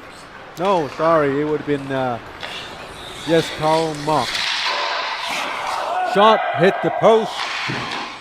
Under 6 minutes remaining in the game. 10-3, the Hong Kong Panda still leading by a huge margin. Eschleman to Curson, back to Eschleman. Eschleman looks to his right with nobody there, so he had no choice but give the puck back to Curson. Curson's returned the favor, passed the puck back to Eschleman. Long pass by the goalie to Olsen. Fresh off the bench. Eschleman intercepted. Carl Mock picked up a puck. Now we have the Aviators coming back. Jeffrey Tai on the left. 2 players on his right, but intercepted by the Panda. Carl Mock to Eschleman. Eschleman long shift there, back to Olsen. Olsen to Carl Mock, right in front of the net. Tried to handle the puck a little bit, but picked up by number 53. That would be Ari Leung. Good defensive play. Here comes Eschleman. Tries to go up and saved by King Ho. 10-3. Pandas still leading the game with less than 5 minutes remaining in the game. And a quick reminder tonight, after this game, it would be the Toro Bulls against the Black Dragons coming up right after this game. Here comes Lucier to Shi Chen Yun behind the net. Looks for Lucier, intercepted by number 66 Eugene Lee. Aviator still has the puck and they score. 10-4.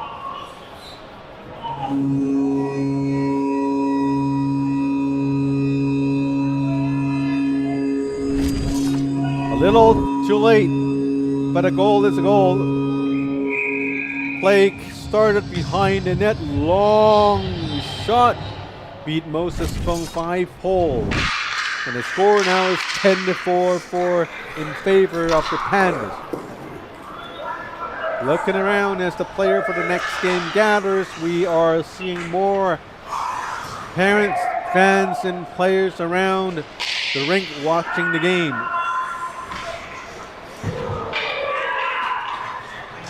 Another penalty called by the referee, Craig Roussel. It's a charge.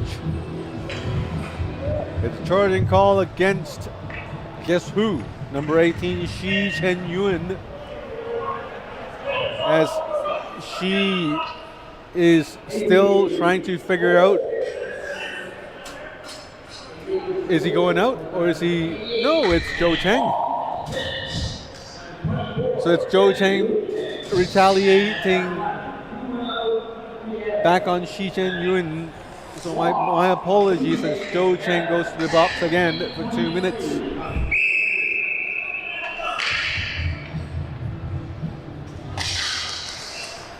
.407 remaining in the game. Here comes Bellucci. Bellucci to down low. Back to Bellucci. Back to the left wing for the Aviators. Looking for someone to pass to right in front of the net is Shi Chen Yun. Shi with a stick up, signaling for a pass. He's ready for one time. But no play there. Bellucci gives it to Lucy. Almost loses puck. Now here comes Bellucci. Fakes, moves behind the net to Shi Chen Yun. Back to Lucier. Leon Ruel. Ruel to Lucier. Shi Chen Yun moving all over. Circling. Oh, nice save by Moses Fung. Two players going after the rebound as Eugene Lee got shoved into the boards. No calls there. Now we have Jovi Wet for a 2-on-1. Jovi passes to Andrew Lee, and they did not score as the puck went past the goalie into the backboards. Under 3 minutes remaining in the game. Here comes Jesse Lucy on the right side, circling behind the net. Now he's on the left, passes it back to Julian Chow, keeps it in the zone. Nice shot, goalie made the save. Puck bounced all the way behind the net into the side netting for a face-off in the Panda zone.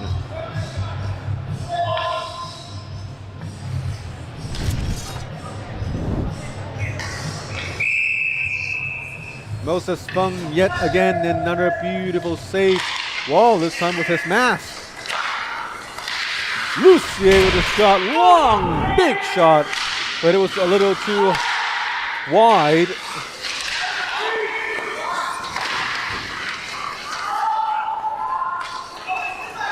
Here comes the Aviators again with 2 minutes and 23 seconds remaining in the game. The score is still 10-4. Penalty to Zhou Cheng, almost coming to an end with 5 seconds remaining. Here comes number 42.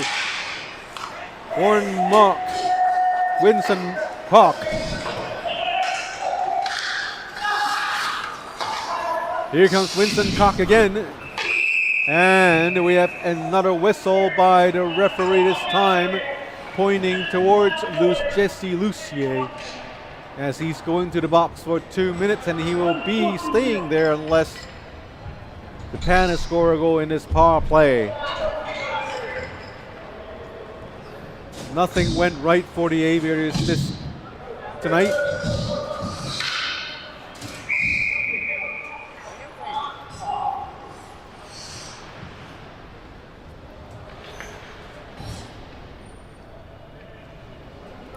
But the Panda did a great job climbing out of the hole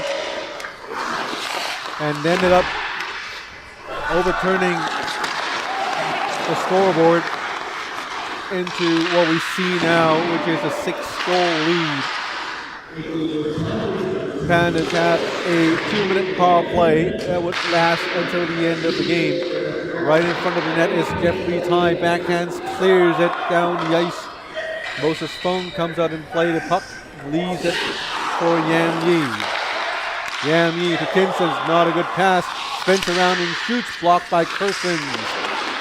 Kersons made a move past Shi Chen-yun, and another move past Jeffrey Tai all the way in, and had a shot on goalie King Ho.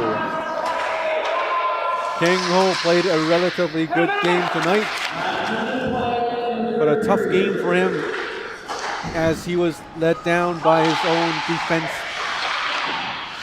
as most of the time his team was focused on scoring, which was understandable because they were down by 2, 3, 4 goals for the majority of the time in this game. And now we have another call with 39.5 seconds remaining in the game. And going into the box is another Aviator, number 88, Mr. Yannick Wong. So a 5-3 penalty for the Pandas.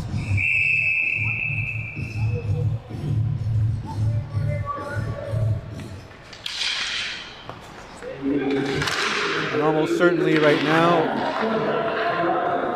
players are going to be playing for their individual stats, where, by the way, the league has already put individual stats and team stats up on their website. It's www.hongkongleague.com, or just go search for the keywords Hong Kong League Ice Hockey. And with 10 seconds remaining, that should really do it, unless some players do something odd, like scoring into your own net. But that should do it. The final score, 10-4. The Hong Kong Panda wins it in a convincing fashion.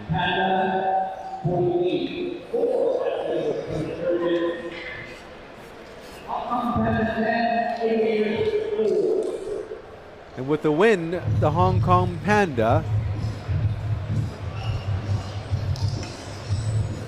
would go a win and a loss.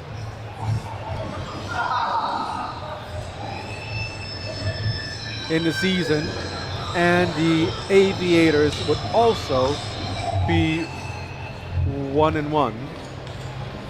But last time they won it in overtime, so that would be a 0-1-1. And nice work by Timmy Poon, focusing on Shi Chen-yun for the handshakes. But I mean, most of these guys are grown men, you know, still shaking hands, whatever happens on the ice. You know, there you go, Joe Cheng. Nice, man. Joe Cheng and Shi Chen-yun, nice little shoulder tap right there. And that's when we know everything's okay. And that should do it for the first game. And for the next game for these two teams, we do not play again until November the 10th as the league breaks for the Bangkok Land of Smiles Ice Hockey Classic Tournament for nearly a month. So the next time, or the next game, week 3 for HKL would be November the 10th. It would still be on a Friday. It would still be Lohas Rink here. The Panda would face off against the Toro Bulls, and the Ice Dragon, or the Black Dragons, would face off against the Aviators. But for tonight, Our next game coming up right after the Zamboni is going to be the Toro Bulls against the Black Dragons. I'll take a short break. When we're back, we'll have the second game for the Hong Kong League Week 2 action.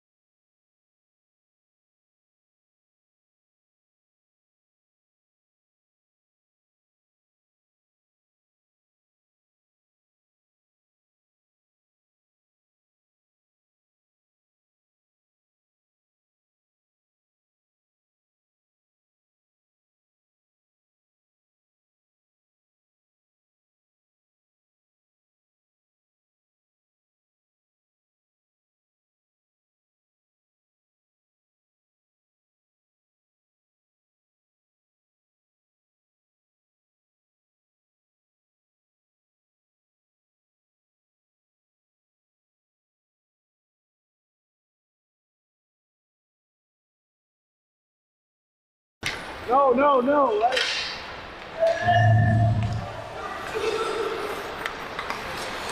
Come on.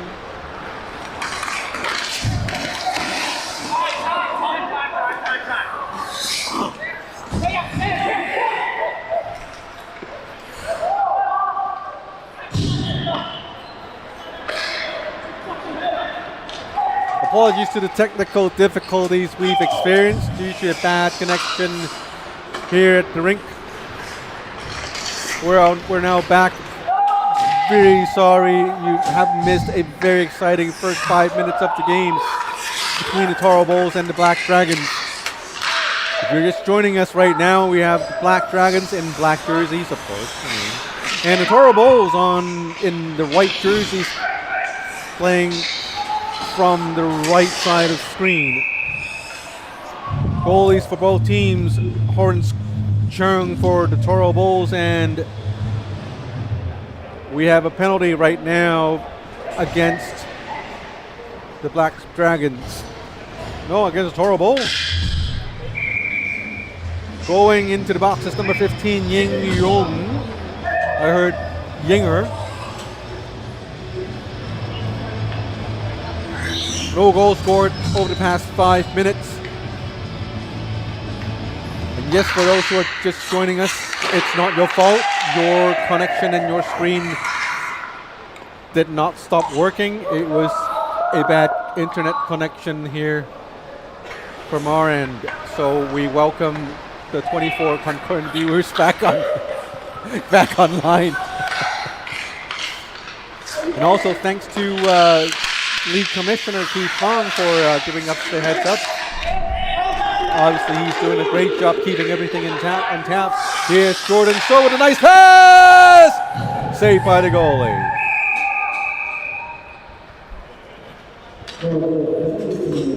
Still no score by both teams between the Toro Bulls and the Black Dragons.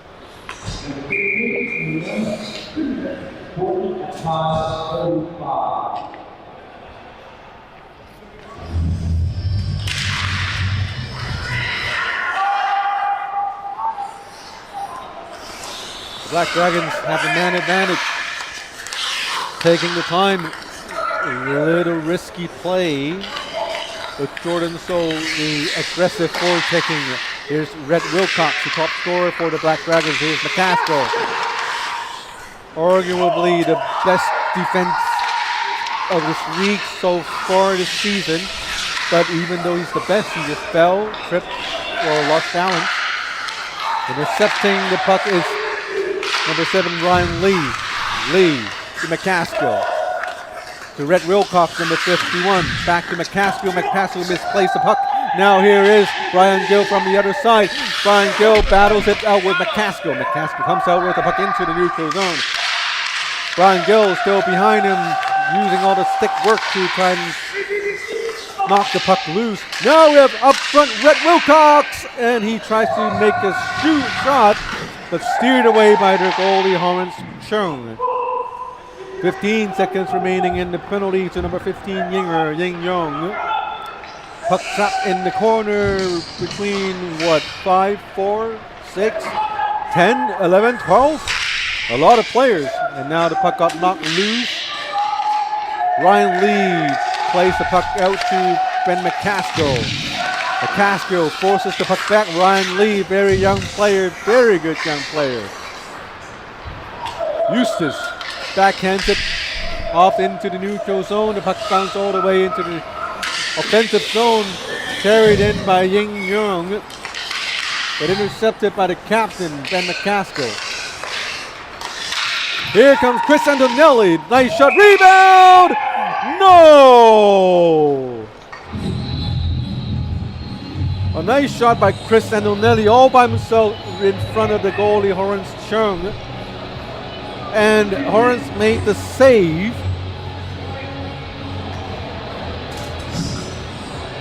As the Black Dragons was able to knock in the rebound. But the rebound did not get past the goalie.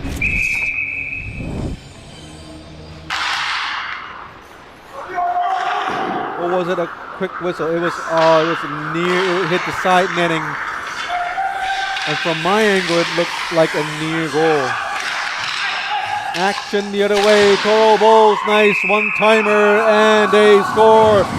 It's the Toro Bulls drawing first blood in the game tonight. It's 1-0, the captain, Eric Eustace.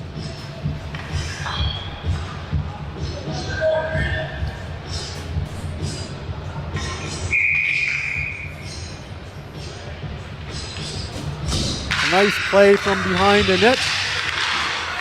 Moves it up front to an incoming Eustace, goes near side, and the puck just beats the goalie into the net.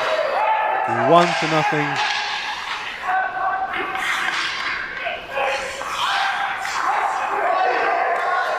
One-0 lead by the Toro Bulls.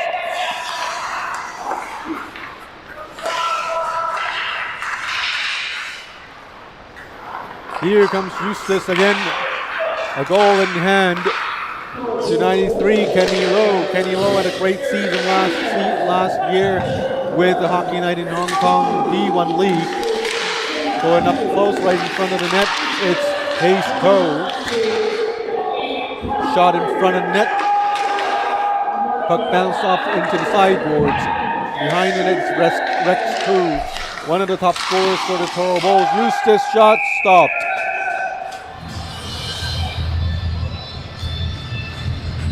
Some really aggressive plays by the Toro Bulls for the last couple of minutes as the game enters the midway mark of the opening period. Score 1-0. Shots on goals, 9 shots for the Toro Bulls versus 6 for the Black Dragons.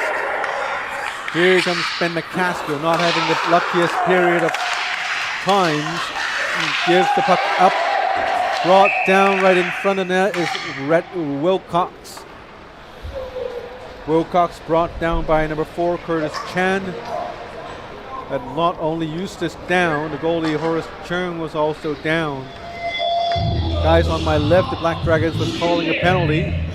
And obviously my players on my right, the Toro Bulls bench did not agree as co-GM Bobby Yan was heard.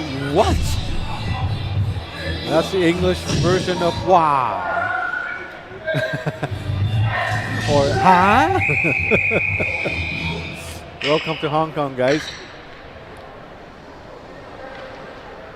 The Hong Kong language, Cantonese language is very interesting. You know, all the wow, the ha, the ayahs. I'm sure everyone knows ayahs.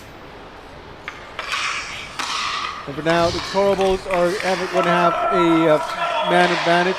The Black Dragons having a man advantage, 5-4. Ben McCaskill cutting into the crease. Now we have Ryan Lee with the puck through traffic. No shot. Turns it onto the side to McCaskill. McCaskill tries to feed it to Wilcox. And it's Ying Yung of the Toro Bulls receiving the puck. He clears the puck down the ice. And there's just 1 minute and 22 seconds remaining in the power play. Number 7, Ryan Lee with speed coming up to number 7, Joseph Natur, crossing the blue line, keeping it in the zone. On the other side, it's Rhett Wilcox, but the puck will never get to his end. Oh, it's Cherry Pickings bobbing and saved by the goalie. Goalie held on to it as right in front of him stands Jordan So.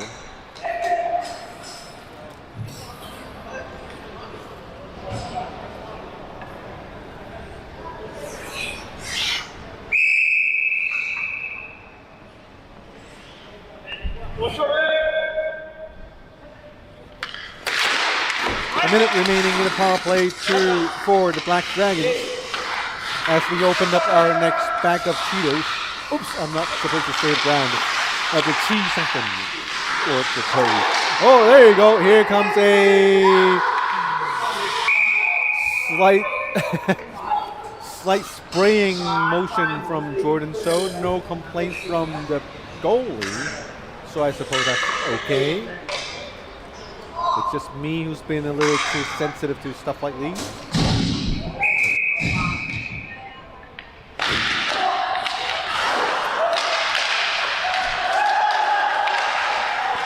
McCaskill with the puck. On the right, cutting in the slot! Goes far side and they score.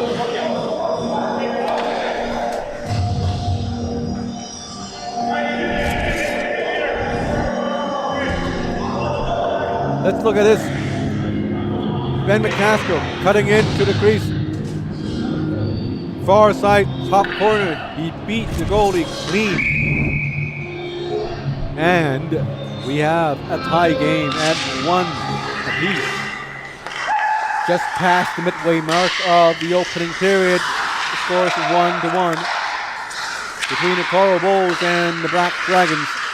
Needless to say, the Black Dragons are in black.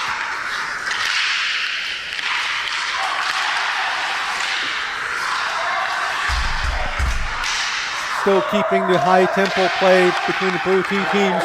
Oh, nice centering pass right in between the face-off center, the face-off circles in the Bulls zone, but the pass was a little off, just slightly.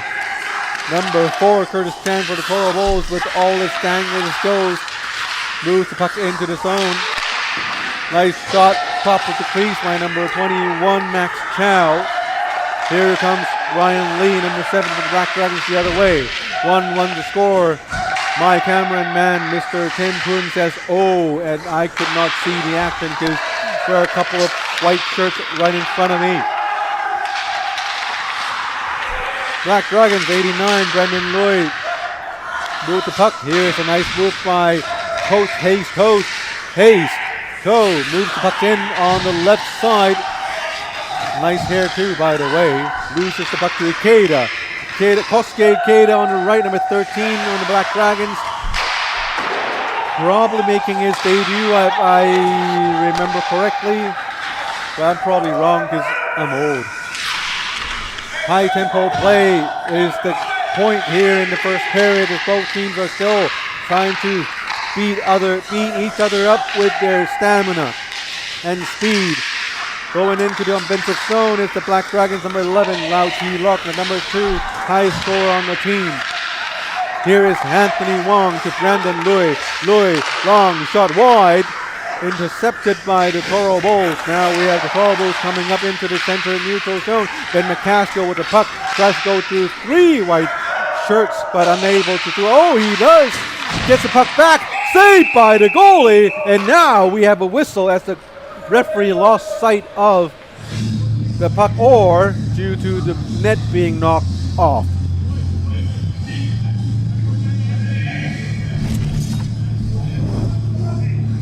The dangerous, ever so dangerous Ben McCaskill going all the way in again. Feeds the puck up, the goalie knocked the net off before Kosuke Ikeda had a chance to shoot it.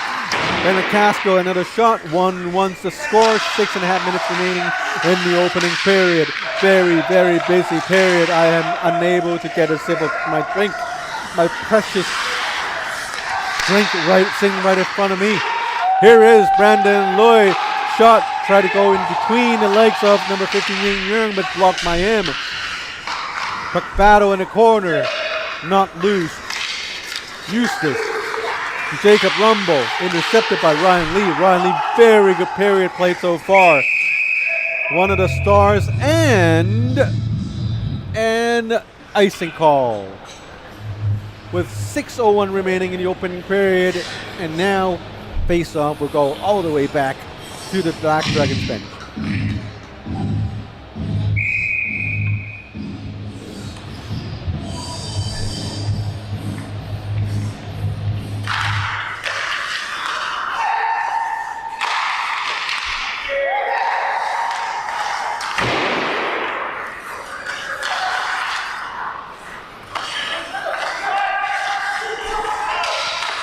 Less than 6 minutes remaining in the opening period.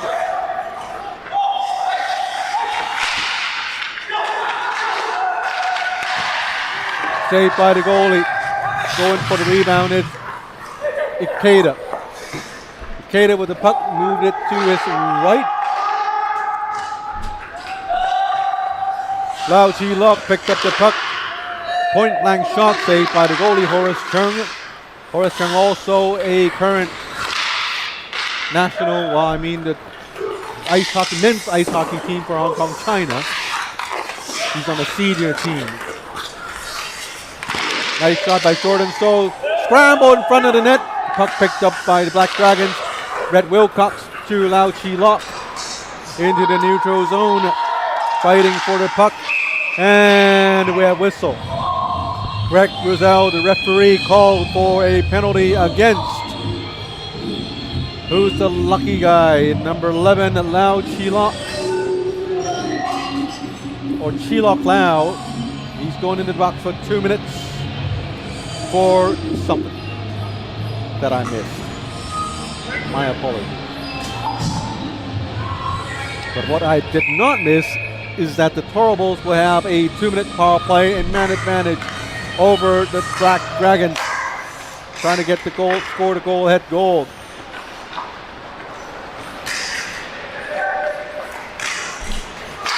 Shot wide in front of the net, rebound by Bobby Ngan, shot from behind, no calls by the referees, and play was stopped for a face-off on in the Black Dragon bench.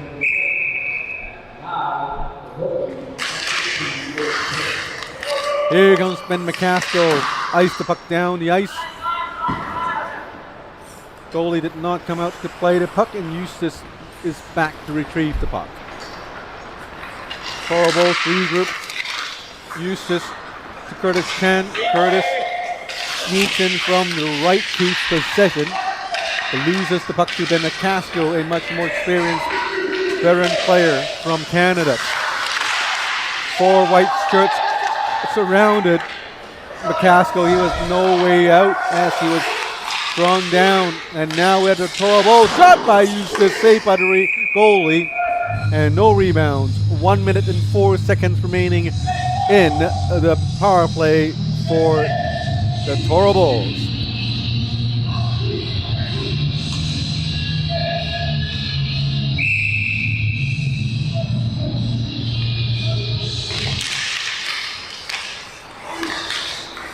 Jordan throws, shot from afar, blocked, picking up the rebound, it's Eustace. Eustace to Jordan So. So moved it a little down deep, still looking for Eustace. Eustace now has more room, moves it to,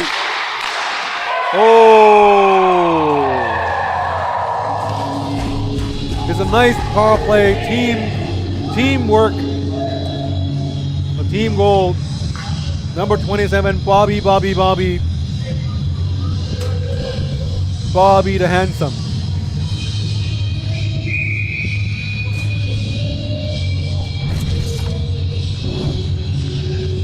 It's a nice play directed by Eustace. 2 cross-ice passes, no 3. The third one, it was like a pinball game. Tic-tac-toe. And then boom. Birmingham picked up the nice pass, cross ice. All 5 players were involved in the power play goal, so it was a very nice team play effort by the Toro Bulls, and now they have the lead 2-1 near the end of the first period. Very exciting game so far. We're seeing in this week 2, game number 2 of Hong Kong League ice hockey action. And thanks to the support of the Loas Rink here in Cheung Kwan O, we have this wonderful top division league here in Hong Kong. Intercepted by Ben McCaskill. McCaskill with his smooth and powerful hands strides up the ice, backhands it, directed the puck towards the goalie, Horace Chung, as he skates back into his bench for a substitution. 92, Anthony Wong moved the puck up along the boards. Long pass. Ryan Lee, nice cross-ice speed to Red Wilcox.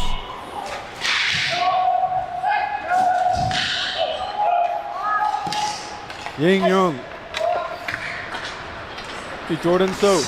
Jordan tries to shoot.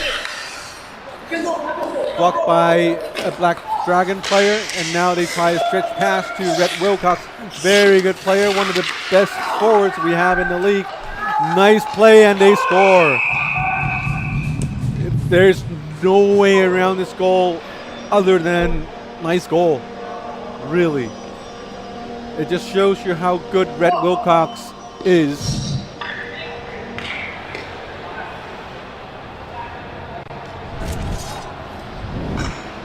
So play started with Rhett Wilcox being trapped along the blue line corner, and he made a nifty move, backhand play to his teammate, and then another pass to an unchecked player on the far post, and they scored the game-tying goal like that.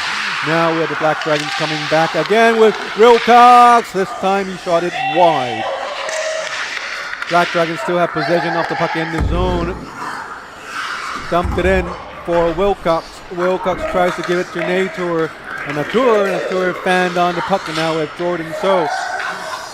The assist maestro, Jordan So. Puck ends up back on Jordan So's stick, looking for someone to pass to, tries a centering pass, blocked by 59 Ryan Wong. Max Chow to Curtis Chan. To Jordan So, back to Max Chow. Almost picked off, and now with Rex Poon. This time it's really picked off by Kosuke Keita. Keita moved it to Brandon Louis.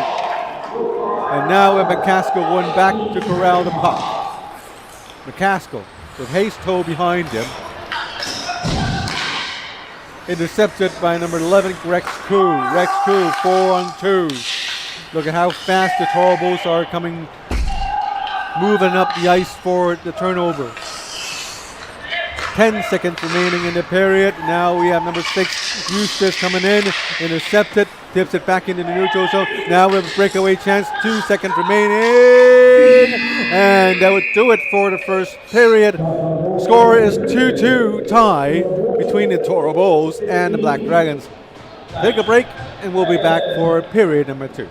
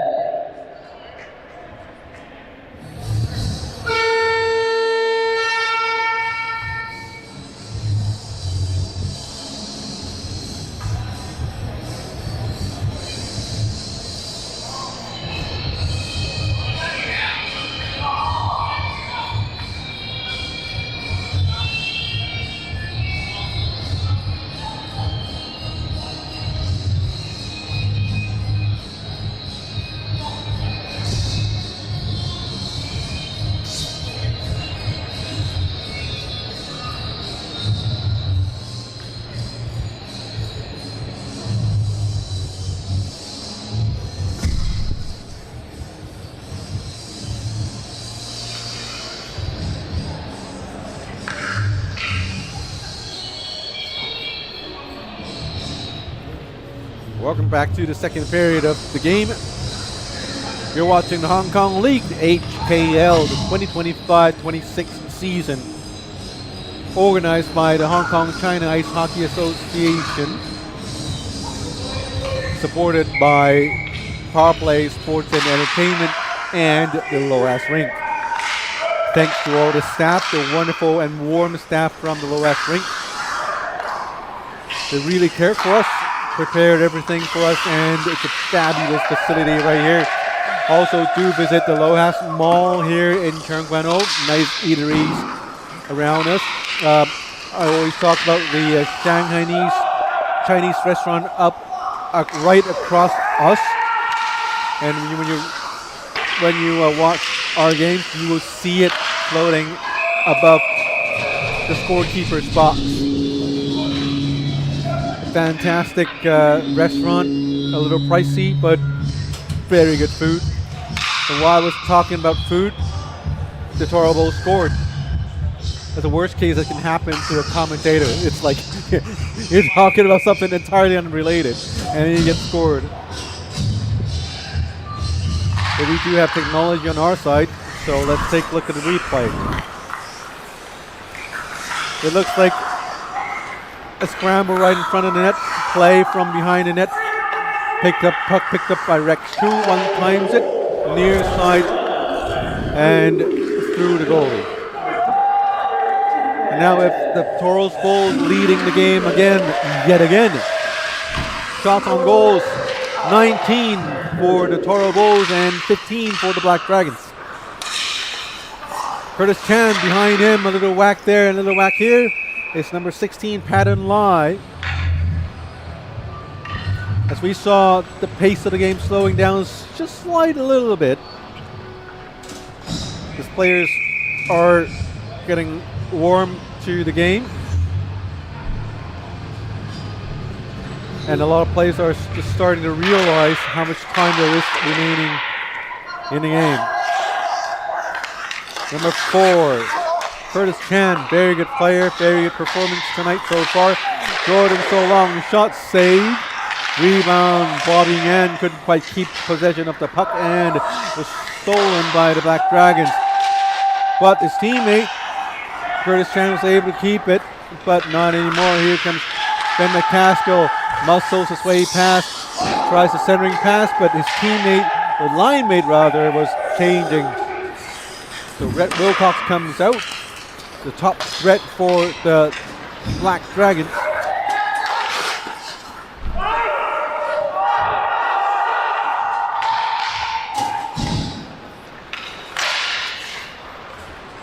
Here comes Rhett Wilcox. Oh, to number 59, Jurg Fritzky. Almost connected. Here comes Brian Gill, move the puck up forward. Jordan Shaw trying to pick up the puck on the other side.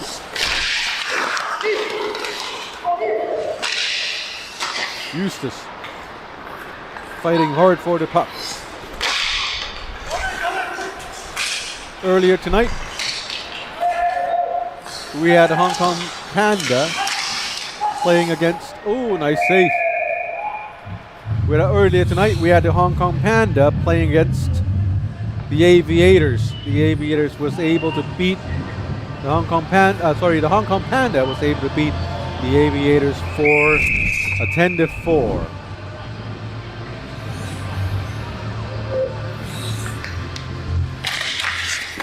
That was the nice save by Horace Chung.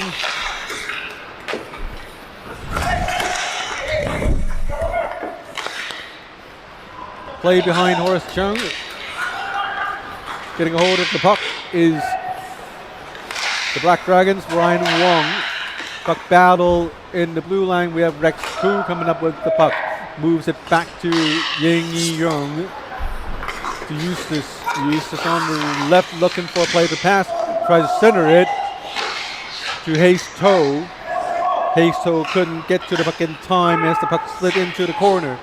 As the Black Dragons cleared it, and first to the puck is Rhett Wilcox, run right there behind the net all by himself as he waits for his teammates to get into position. Loses the puck to Rex Koo. Koo, very good game last week. Also really active tonight as he plays an important role for the Toro Bulls. Ryan Lee. Lau Chi Lok. Black Dragons pull the goalie for a delayed penalty against the Toro Bulls as the referee Alex Wong signals a hooking penalty against number 3 Haste-To for the Toro Bulls, and the Black Dragons will have a man advantage for 2 minutes.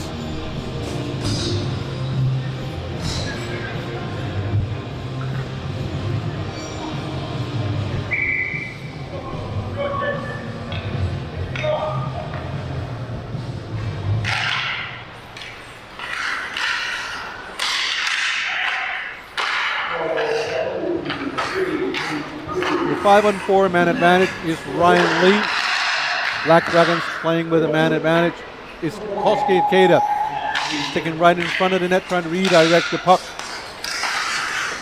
McCaskill shoots it right in. A little too high. Ryan Lee. Back to Ryan Lee. Gives it to McCaskill. Very nice passing. Back to Ryan Lee down low. No, he shoots it. Deflected by Jordan So, and now the puck is back, all the way back into the Dragon zone. As the Toro Bulls go for a change, in goes Bobby Yan and Jordan So. Out comes Rex Kuhn and Brian Gill.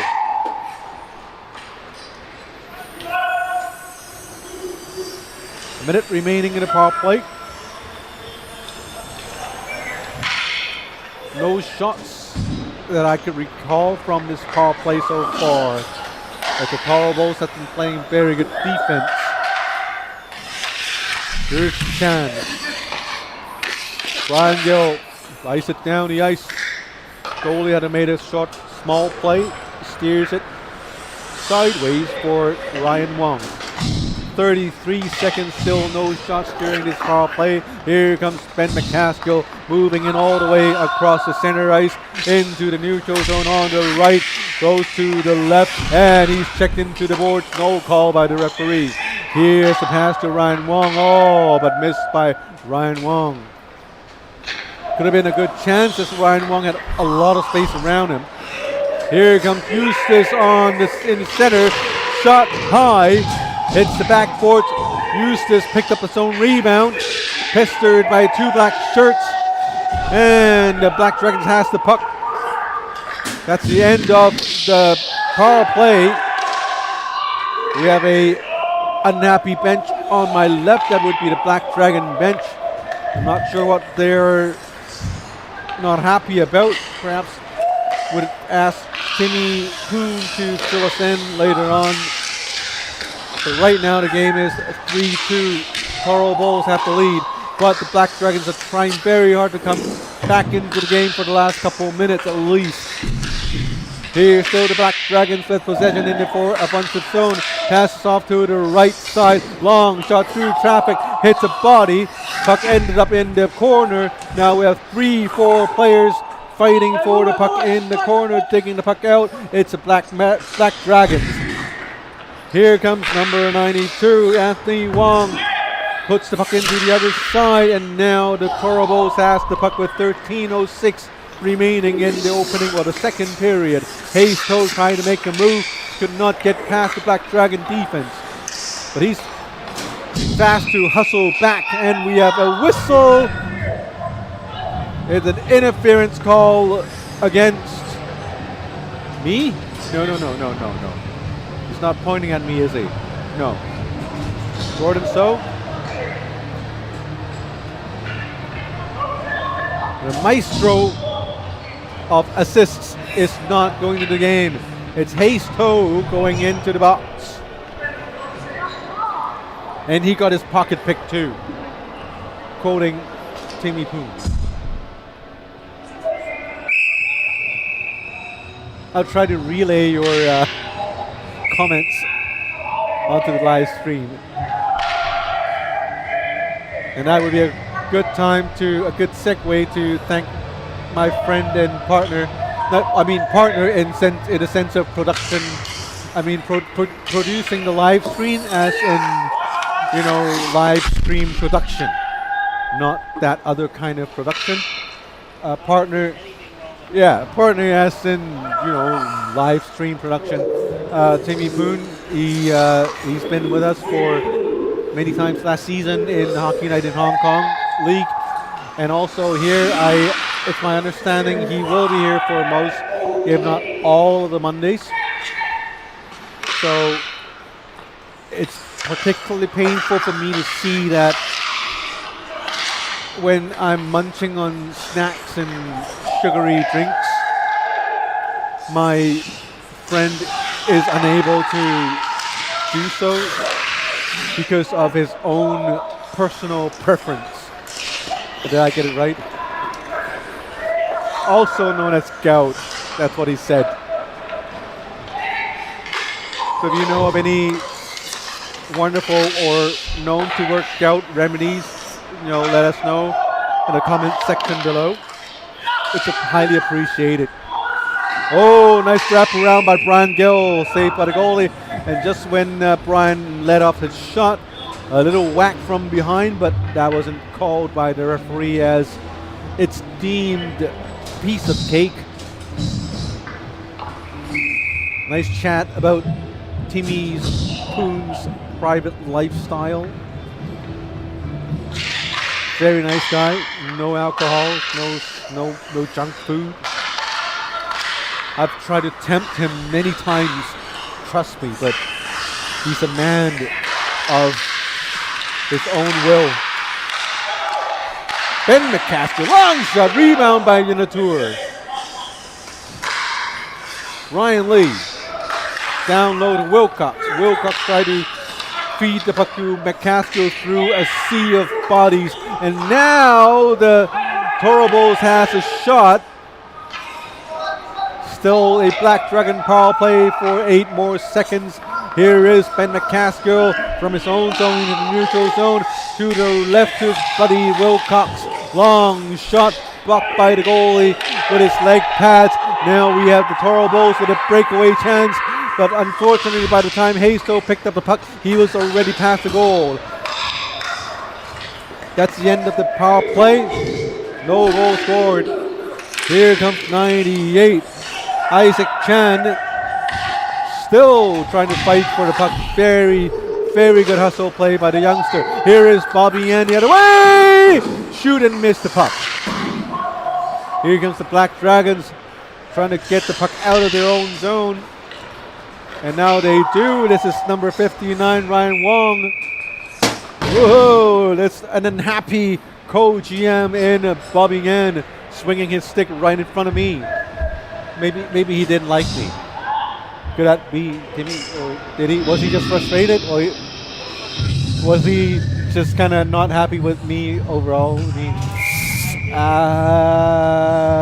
right. No, he's a perfectly fine kid. He's very respectable. He greets me every time he sees me. I mean, I can't ask more. Very nice. And you know what? We were here Thursday night for the club league for the association.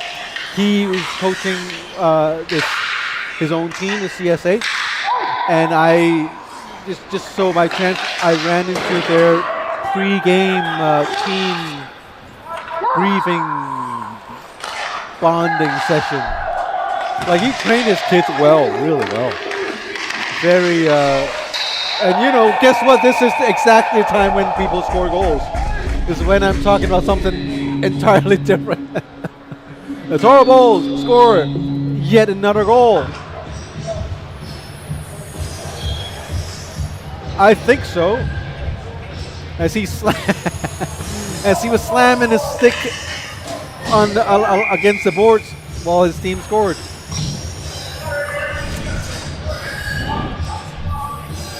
Pursuit of excellence. Here you go. Nice move.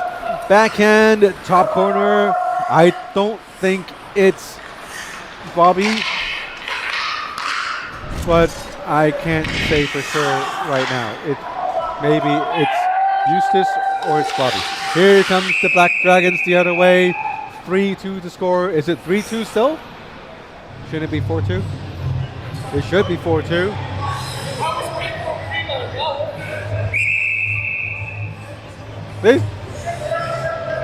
I thought they scored. Well, the replay showed they scored, so they must have scored. Yeah, it's 4-2. Rest assured, folks, our league commissioner is probably monitoring our conversation right now. No, monitoring our production, our live stream right now, and whatever we say, he probably knows and might relay that information to the scorekeeper's bench. Shots on goals, 27 for the Bulls, 22 for the Black Dragons. Still some players trying to get used to the rink here, as we have a higher platform for the benches. Some players might find it a little different from the flat platform in the bench over at that other rink in Callan Bay. But surprise, surprise, so far this game, the tempo has dropped slightly, but intensity has not dropped a single bit. Here is Eustace with a shot from behind the net. It's Hayes Stowe. Hayes still with the puck, tries to squeeze it back up. And puck was not loose by the Black Dragons as Kosuke Ikeda was moving back into his own bench for a substitution. Long shot.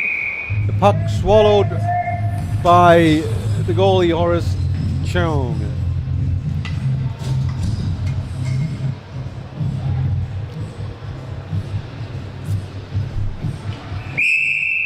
Eight minutes and 12 seconds remaining in the second period. 4-2 is the score. Toro Bowls leading the Black Dragons. Well, yeah, by a score of 2 goals. I just said that. So we just passed the halfway mark of the game. Close affairs. McCaskill through traffic. Nice reaction saved by the goalie Horace Cheung as the shot was made through at least 3 pairs of legs, maybe 4. Horace Cheung, very quick move, up and down movement. Bobbing in, made a little tip. Here's Curtis Chan, saved by the goalie. Glove down the puck for a whistle, and face-off will be in the Black Dragon bench.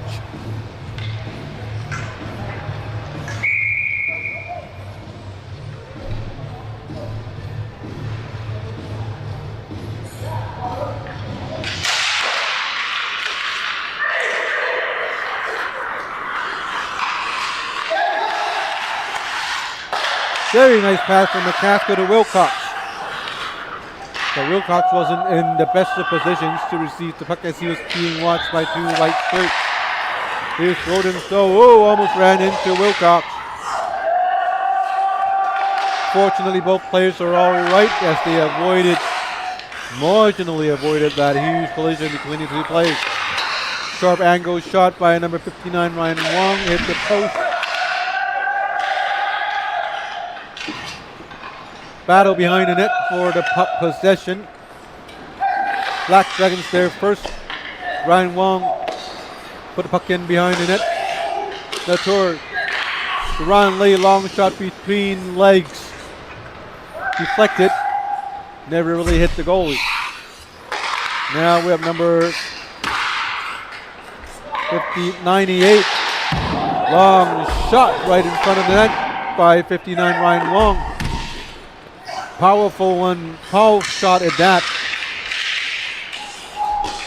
Wilcox circles back to the top of the slot, shoots, loose puck, still Wilcox to Isaac Chen. Long shot. Puck was jammed between the 2 sticks of 2 players and went out of bounds and whistled by the referees. 4-2 the score. Bulls up by 2.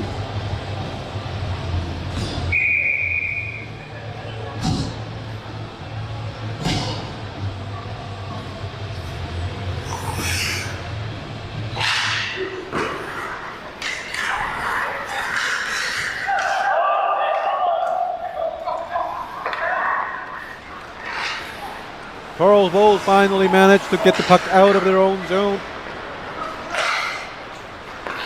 It's Jacob Rumble on the left. Feeds the puck to the right. Chasing after the puck, it's 19, Kenji Wu. Kenji, not a lot of ice time tonight. And now his team is up by 2. Maybe we'll see more of him and his teammate, his lines mate, Jacob Rumble. That would enable Eric Eustace and the top players on the team to have a little more rest in between shifts, which would be beneficial for the 3rd period of the game.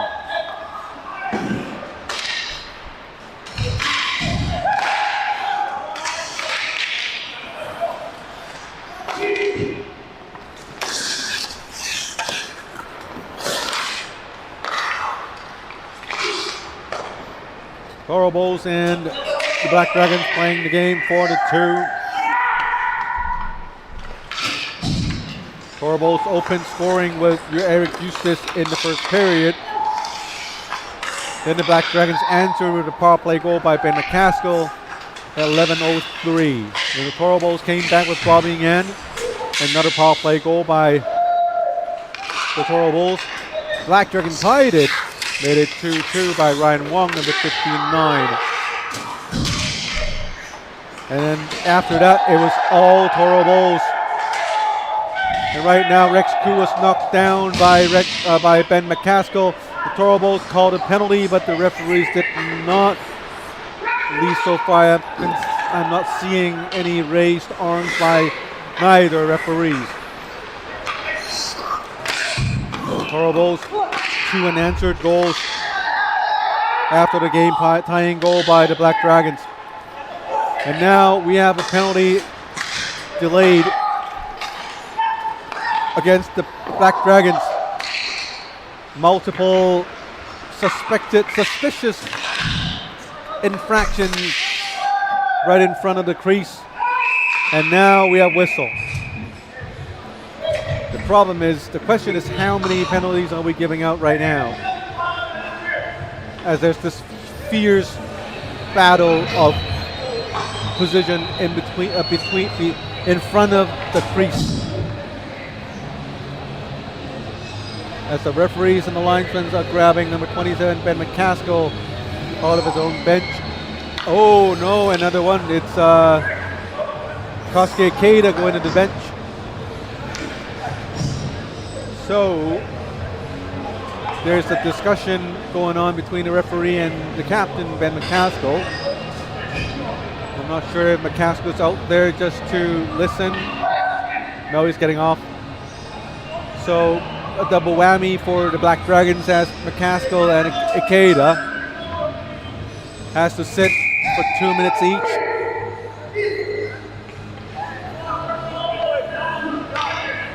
And now the Toro Bulls has a 5-on-3 two-man advantage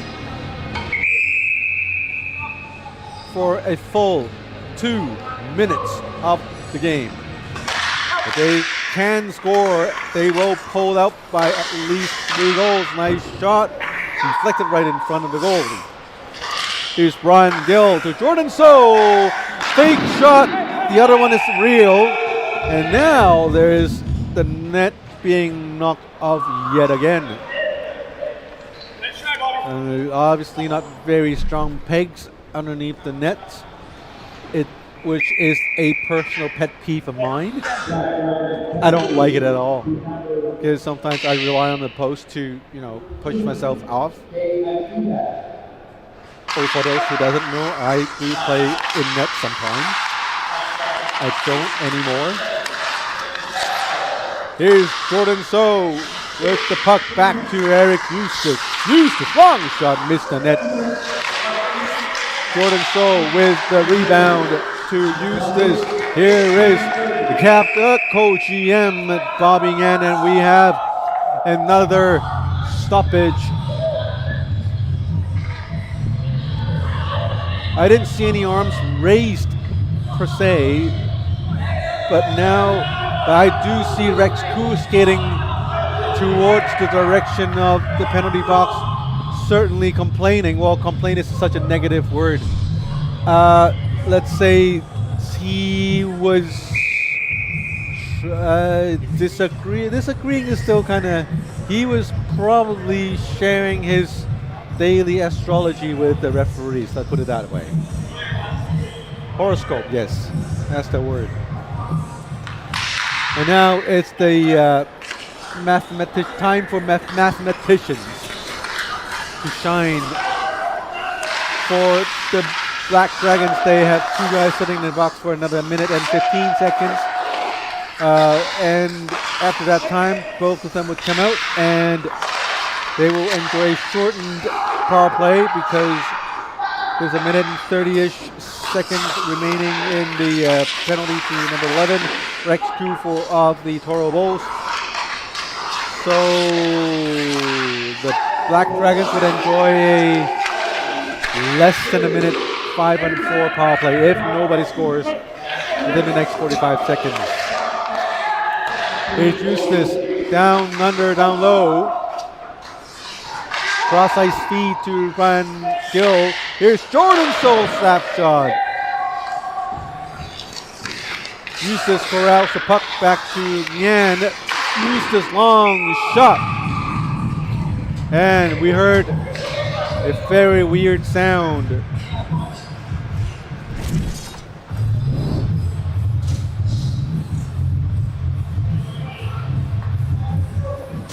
Puck to Eric Eustace.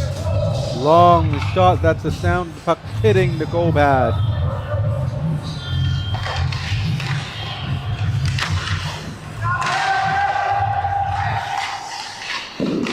Another shot, another save, rebound, kind of cleared by the Black Dragons, but picked up by Curtis Chan. Long shot with an attempt to redirect the puck right in front of the goalie. That was Kenny Lowe. Here's Hayes Toll, long shot, save, rebound, picked up by the Black Dragons. 31 seconds remaining in the power play. Now, a Black Dragon power play. Rhett Wilcox with the puck to Ikeda. Ikeda skating just a little too fast for the puck. Now we have Hayes Toe. Hayes Toe skating in. Could not get past two black shirts, squeezing him in between. And now of Kenny Lowe in behind the net. Hayes Toe, the Black Dragons with the puck. Cross ice pass to Ben McCaskill. McCaskill to Brendan Louis. Louis back to Wilcox. Wilcox looking for McCaskill. McCaskill with the puck back to Wilcox. Nowhere to go but three black shirts right in front of the goalie, Horns Chung. Just get the puck out there. Somebody would do something. Here you go, Rhett Wilcox. Shot, rebound. Saved by the goalie. Rebound is loose. And now the Toro Bulls has the puck. Ice it down. And for icing. 30 seconds remaining in the second period. We have a tight game here. 4-2 to score. Toro Bulls leading the Black Dragons by 2 goals. Shots on goals. Toro Bulls 37 shots on net. And within the 34th, 4 was scored. For the Black Dragons, 27 shots on goals. Here comes Ying. Backhands it. With possession, it's Curtis Chan. Hayes Toe.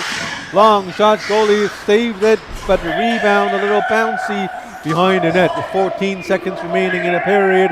Coming off of the puck is the Black Dragons. Maybe one more shot, or 2, or 3, but not anymore because they lost the puck to Rex Koo. But Rex having problems controlling the puck. Almost giving the puck in their own zone, and now that would do it for the second period. The score is 4-2 in favor of the Toro Bulls.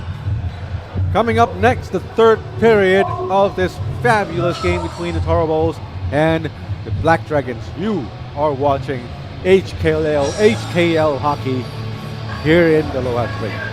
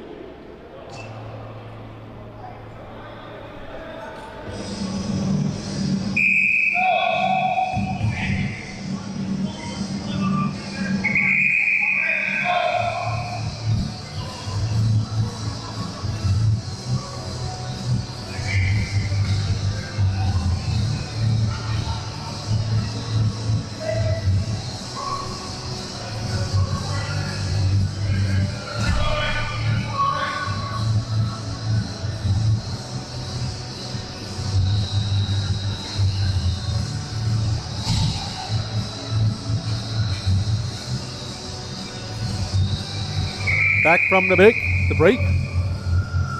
More like my break than your break, because if you're watching this, you're probably watching this during a break of some sort. I don't know, a bathroom break of some sort, maybe. I don't know. We have huge fans around the rink. cheering and slamming onto the ice. I got you in the corner, in the far corner of the Black Dragon bench. And now we seem to have a problem with the goalies for the Black Dragons. He's not in position yet. And now he is. Let's take a look at the players facing up. We have Jordan So in white for the Toro Wolves, Chris Antonelli on the left for the Black Dragons, number 55. Chris Antonelli on this back is number 27, a trusty offensive defenseman in Ben McCaskill. Poor referee Alex Wong almost got poked in the eye by a stick, but luckily for everyone else, he's okay. Just as we have a referee going down, the game is going to be delayed. So nobody really wants that.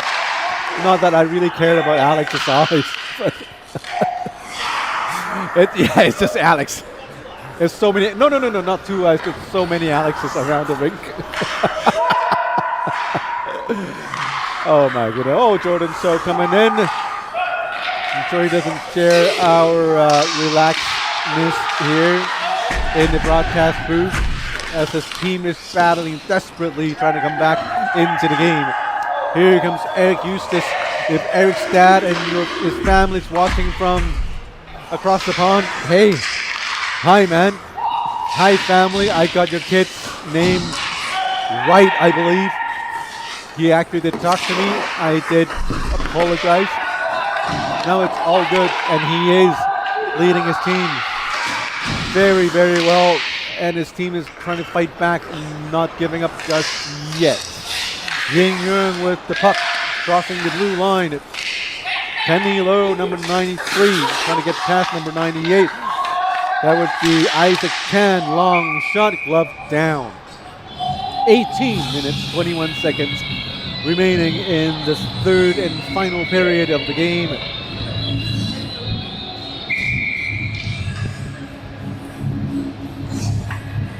Last week we saw the first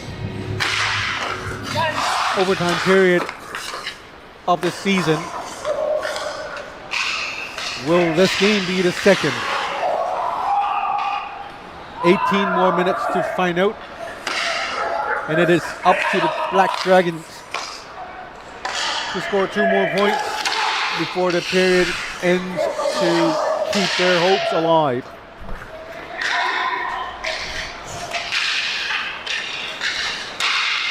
Here comes the Toro Bulls on the right, not much support, so he spins around. Very smart play by number 4, Curtis Chan. Especially with young players, not a lot of players know what to do in this situation. And we have a stoppage, and it would be a great time to talk about what would happen next in our league. The next game will not be played until November the 10th.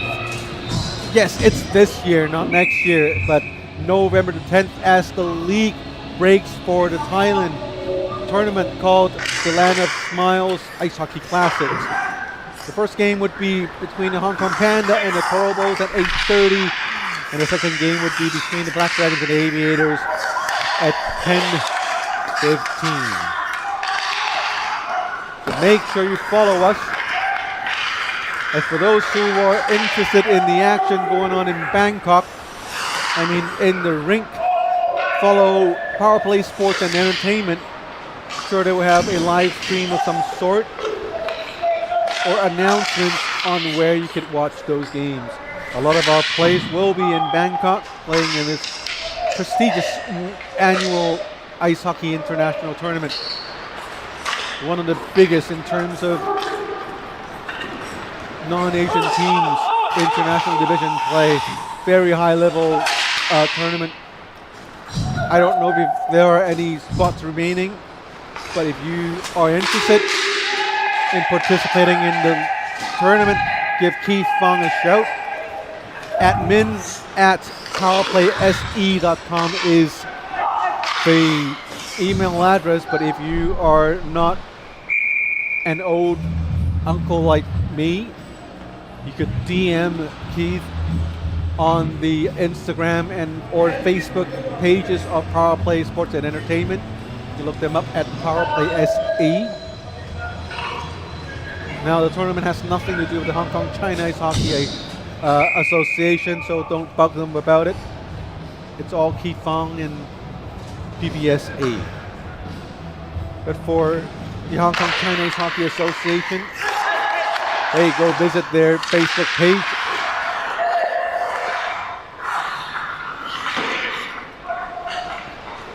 And you will find their latest happenings posted there. It's very, very well-run Facebook page.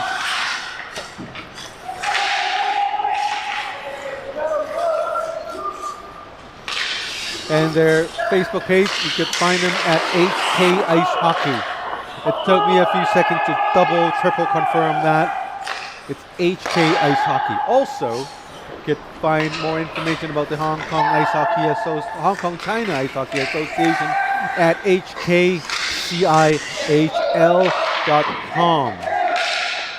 And of course, if you're watching this game, you're already watching it on YouTube.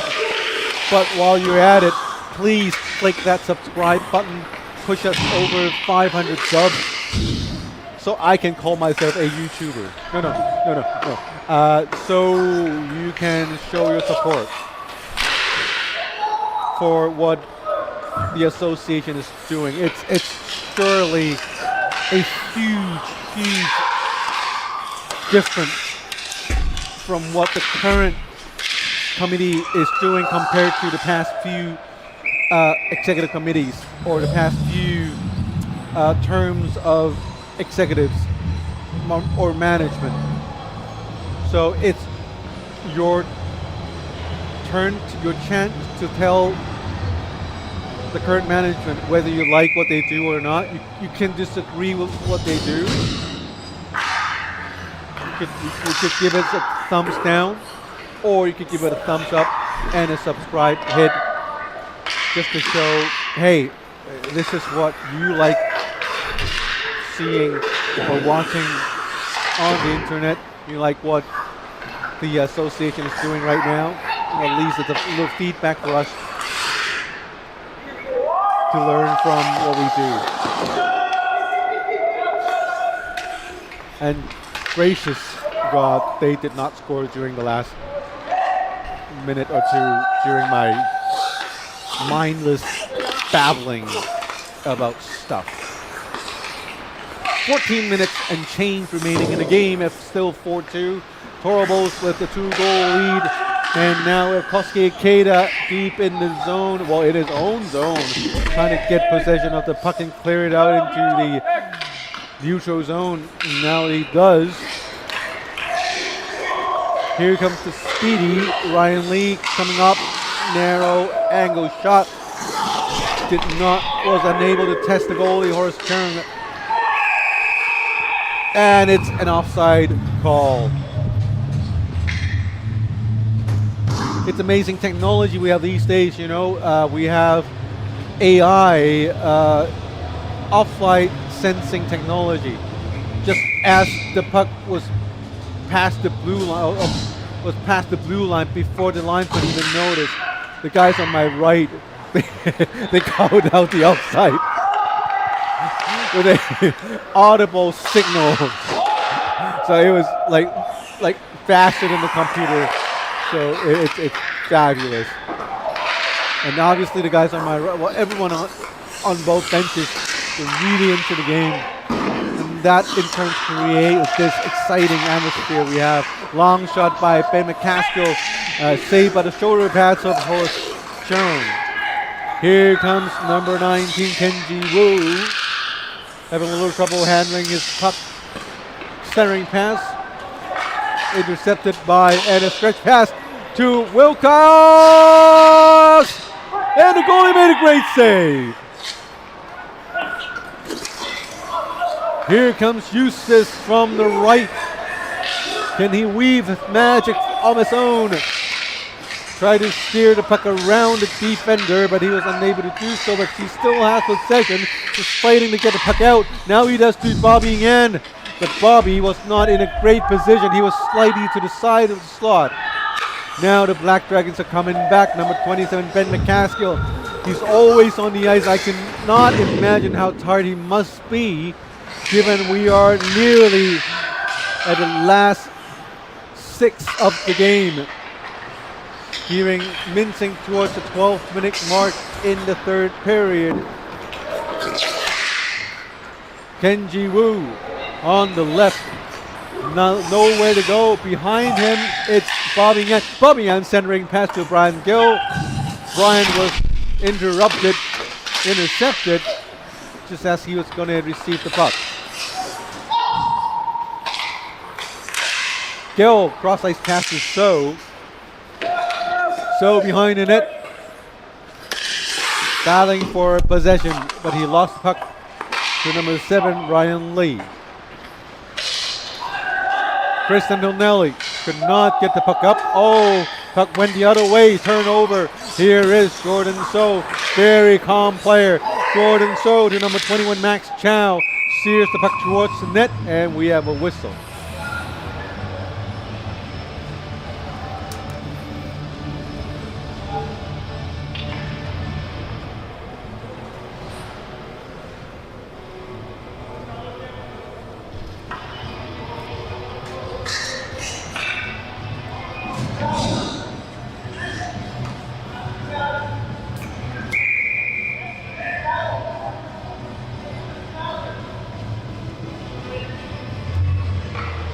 A little discussion going on between the Black Dragon bench. I believe it was Red Wilcox and the referee, Craig Rizal. All is good. And now the Black Dragons have possession. It's Ryan Lee, very, very, very good player for the Black Dragon bench tonight from Ryan Lee.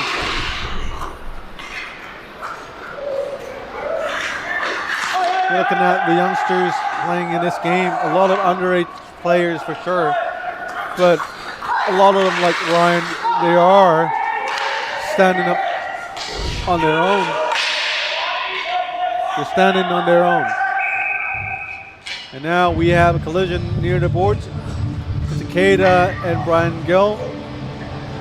Also Isaac, it's also Brendan Lui. And going to the penalty box, it's a bewildered Brian Gill, as his facial expression tells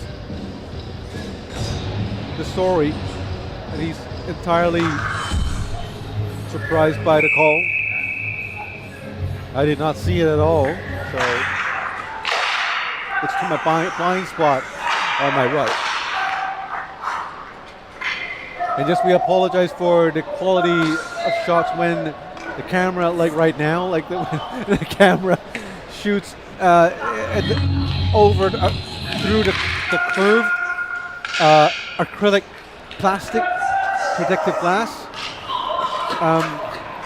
We tried to, nice shot, and an even better save by the goalie. Yeah, we realize these plastics do get in the way, but we have talked about removing these. They're all removable. We've talked about removing these for the purpose of live streaming, but lucky for us, the rink said no. Because during the first test event we had, the friendly game we broadcast, one puck was sent right into the direction of my face. So had we not have the plastic protection, it would have been, well, let's not go that way. So, but unfortunately, due to the rinks here in Hong Kong, we do not have the luxury of placing the camera like on the second or third floor of an arena 10-15 rows back to have a panoramic view of the action. What we can do is the best we can, which is rink side with a slightly higher vantage point. So, I understand, but that's the best we can do. But until we have a proper rink of our own, which I hope to see during my lifetime, really, this is the best we can for in terms of live broadcasting. But who knows? This league is sanctioned and sponsored by the HKSAR government, specifically the LCSD, with funding from the LCSD. So perhaps they find enough support for ice hockey, like like million subscribers on the to the channel. I think it would be a great signal for them that hey, ice hockey, maybe it's time to get this sport off the grounds. There's so many guys and volunteers and people pushing for this sport, this wonderful game of ice hockey. There has to be a reason, and maybe when the government decides to step in and create a public ice rink, you would see ice hockey boom in a good way in Hong Kong. Look at everyone else in Asia, Thailand, Chinese Taipei, Malaysia, all these places. They used to be below Hong Kong in terms of standings. Every time they play Hong Kong, they will probably get beaten. But look at nowadays, because they have access to low cost or relatively lower cost in terms of ice time. Their national program, like it's the speed that it grows, it's shocking. Before, when Hong Kong plays, like for example, Thailand, you'd expect Hong Kong to win, but it's now, at best, it's a 50-50 game. So, if we could get support from the government, it's just going to benefit everyone around the scene. And guess what? It's the third time I've been talking too much, and they scored. The Toro Bulls scored the third goal while I was yapping about other stuff. That's their, I don't know, many goals. That's their many goals for tonight. Let's take a look at the replay. Goalie, 2-on-1 situation, actually did not choose to pass, but went far post low, down low by Jordan So, and he scored a fifth goal for the Toro Bulls. They have a 3-goal lead late in the late stages of the game. Almost an offside play by Kenji Wu. He decided not to play the puck in the end. Brendan Lui, not a bad game last time. Today he's still fighting hard for the goal for his team. Ikeda. Battle on the boards. Jacob Rumble got to it first. Dumped it in for a change. Black Dragons could not get past the center line as Curtis Chan was here to bang the puck back into the offensive zone for the Toro Bulls, who are up by 3 goals.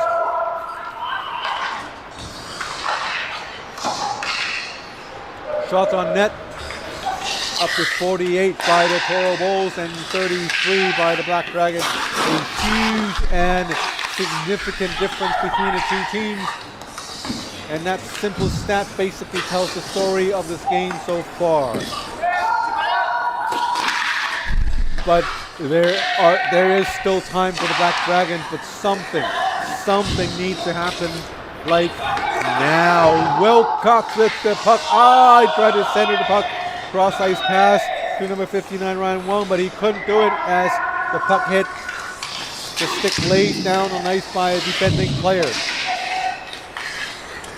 Here comes the Black Dragons again. Wilcox to his buddy Ben McCaskill. McCaskill hits a stick deflected off the ice as McCaskill shows his frustration, but knowing who he is, he refrained from slamming the stick onto the sideboards. A well-known coach in the Hong Kong ice hockey scene. Here's a nice quick shot off the top of the slot. Here's another save by the goalie, and he covered everything for another face-off in his own zone. Towards the end of the game, everyone feeling the fatigue in the legs, the lactose acid building up in their shins, in their thighs, in their wherever. I don't know, the core, the glutes. Long shot by Ben McCaskill, saved by Horace Chung. Horace Chung, the goalie for the Toro Bulls, played a heck of a game tonight, as he's one of the major reasons why his team is still hanging on to a 3-goal lead. Well, 3 goals doesn't really hang on, but enjoying a 3-goal lead. Here comes Rhett Wilcox, very patient. Oh, nice pass to McCaskill. Up close to the net blank point. Tried to shoot blank point range, but he missed his shot last second. A very, very good effort by Wilcox and McCaskill. Here comes the Toro Bulls the other way. Penalty called by the Toro Bulls, but none called by the referees. And here comes the Bulls with Hayes Cole with the puck. Jordan So feeds it to Eustace. Eustace shoots deflected by a Black Dragon. Puck ends up behind the net. 5 minutes and 4 seconds remaining in this final period. Still a 3-goal game with the Toro Bulls winning by 3 goals. Eustace casually shoots the puck towards the net, picked up by the Black Dragons. 4 minutes 50 seconds remaining, still down by 3. The Black Dragons does not have a magic wand wielding in front of them, as they are still struggling to find offense. Now we have Eustace, and he scores! 4-goal lead with 4 minutes 36 seconds remaining in the game, and that might just do it.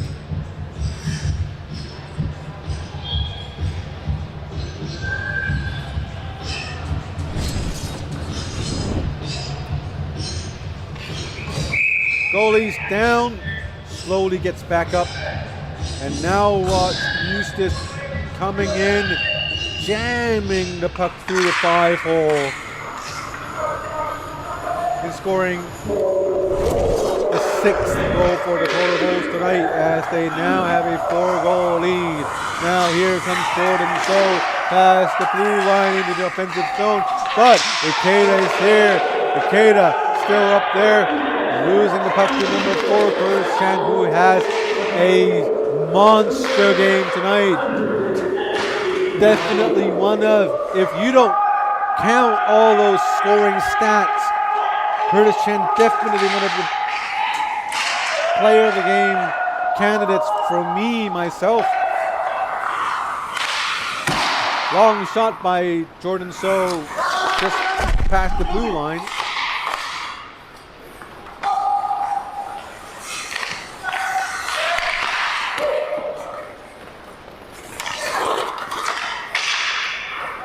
Once again, thanks everyone for watching the game from wherever you are. Be it Canada, Australia, I don't know. The States, Japan, the Philippines, Thailand. Thanks for being here with us. Here comes Bobby Yan, face of ice hockey here in Hong Kong for the next at least 10 years.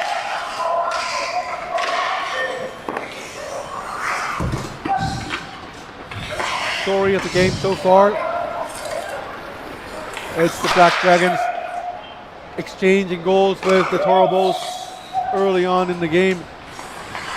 It was at a time a 2-2 tie, but the Toro Bulls, they scored 4 unanswered goals, and here's almost a 5th whistle. 4 unanswered goals by Rex Koo, number 11. Eric Eustace, number 6. And 2 from Jordan So. Gives them this 4-goal lead over the Black Dragons. And since the second period, the Black Dragons could not find a solution for the Toro Bulls, and especially their goalie, Horace Chung, who's shutting everything down since the second goal of the game he gave up. So 2 minutes 24 remaining in the game, 4-goal game. Really difficult for the Black Dragons to get back into the game. And that's what, at least 35 seconds per goal, 40 seconds a goal, which isn't realistic. But the game is a game. Here's Ying, puts the puck in. Wilcox and McCaskill still not giving up, but visibly tired for sure, especially given the number of shifts they had. Here's Wilcox, still very nimble. Oh, nice. I don't know what he called it. Nice play or nice non-play by McCaskill. Nice effort by McCaskill trying to get onside. McCaskill shot. Rebound. Still no goal. McCaskill tries again. Now he shoots wide. And we have a penalty against the Toro Bulls with 1 minute and 41 seconds remaining in the game. Black Dragons still 4 goals short of a game tying the game. Now we have Eric Eustace, the top player for the Toro Bulls, getting sent off for 2 minutes, and the Toro Bulls called a timeout. Exciting game so far, but 4 goals. Slightly a slight stretch for the Black Dragons. But I'd like to take the time to thank everyone coming here to the game live tonight. Everyone who's helped, the referees, the linesmen, Greg Rosell, Alex Wong, Robert Wong, and Teddy Wong. I know these guys make money. That's just a fact, they get paid, but it's not easy to come out to Changuano. Some of these guys have a daytime job, some doesn't, but some of them full-time referees, some of them retired, but some work 2-3 jobs. I know, I've seen them.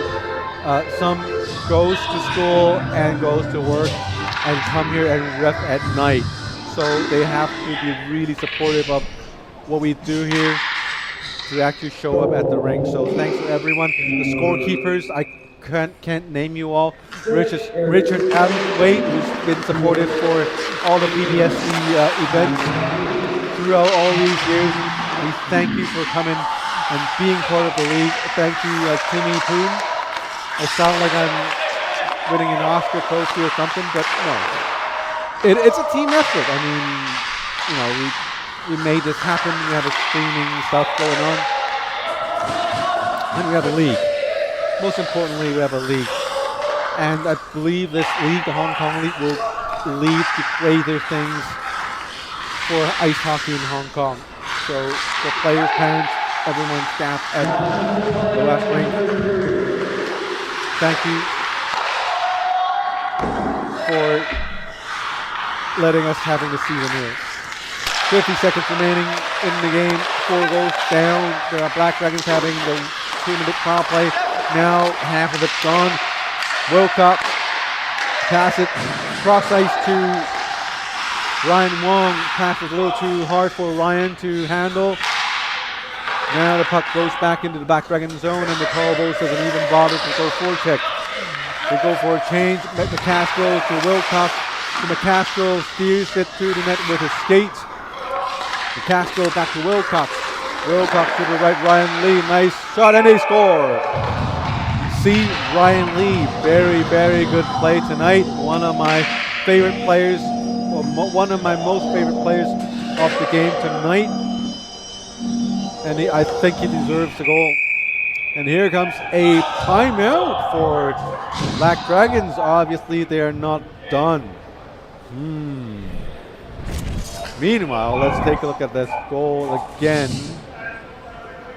on the other side of the ring. It's just clear-cut beat the goalie, Horace Chung. Maybe perhaps Horace was blocked slightly by his teammate, but the goal was aimed perfectly, top corner, near side. And when you think about the goals everyone scored this game and the other game, especially with our younger kids or the younger players, almost all of these goals are pinpoint placement, very accurate top corner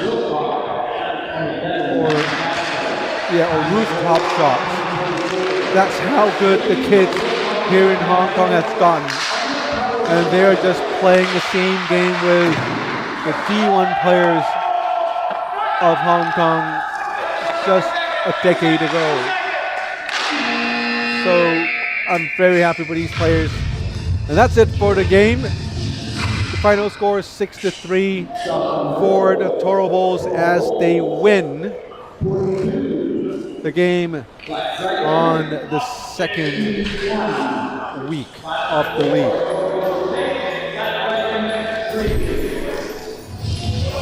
So tonight's game, Jordan So scoring 2 goals for the Toro Bulls. Eric Eustace scoring 2 goals for the Toro Bulls. For the Black Dragons, it's Ben McCaskill and Ryan Wong, but they could not solve the goalie in Horace Chung. And with the game in the books, all the teams have played 2 games. The Toro Bulls will have a win and an overtime loss, a win and a tie. Aviators a win and an overtime win. The Hong Kong Pandas a win and an overtime win, and the Black Dragons a win and overtime win. That can't be right.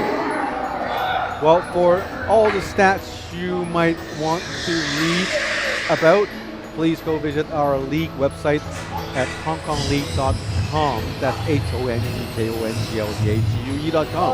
So you can find that same information on our association website. That would be www.hkciha.com.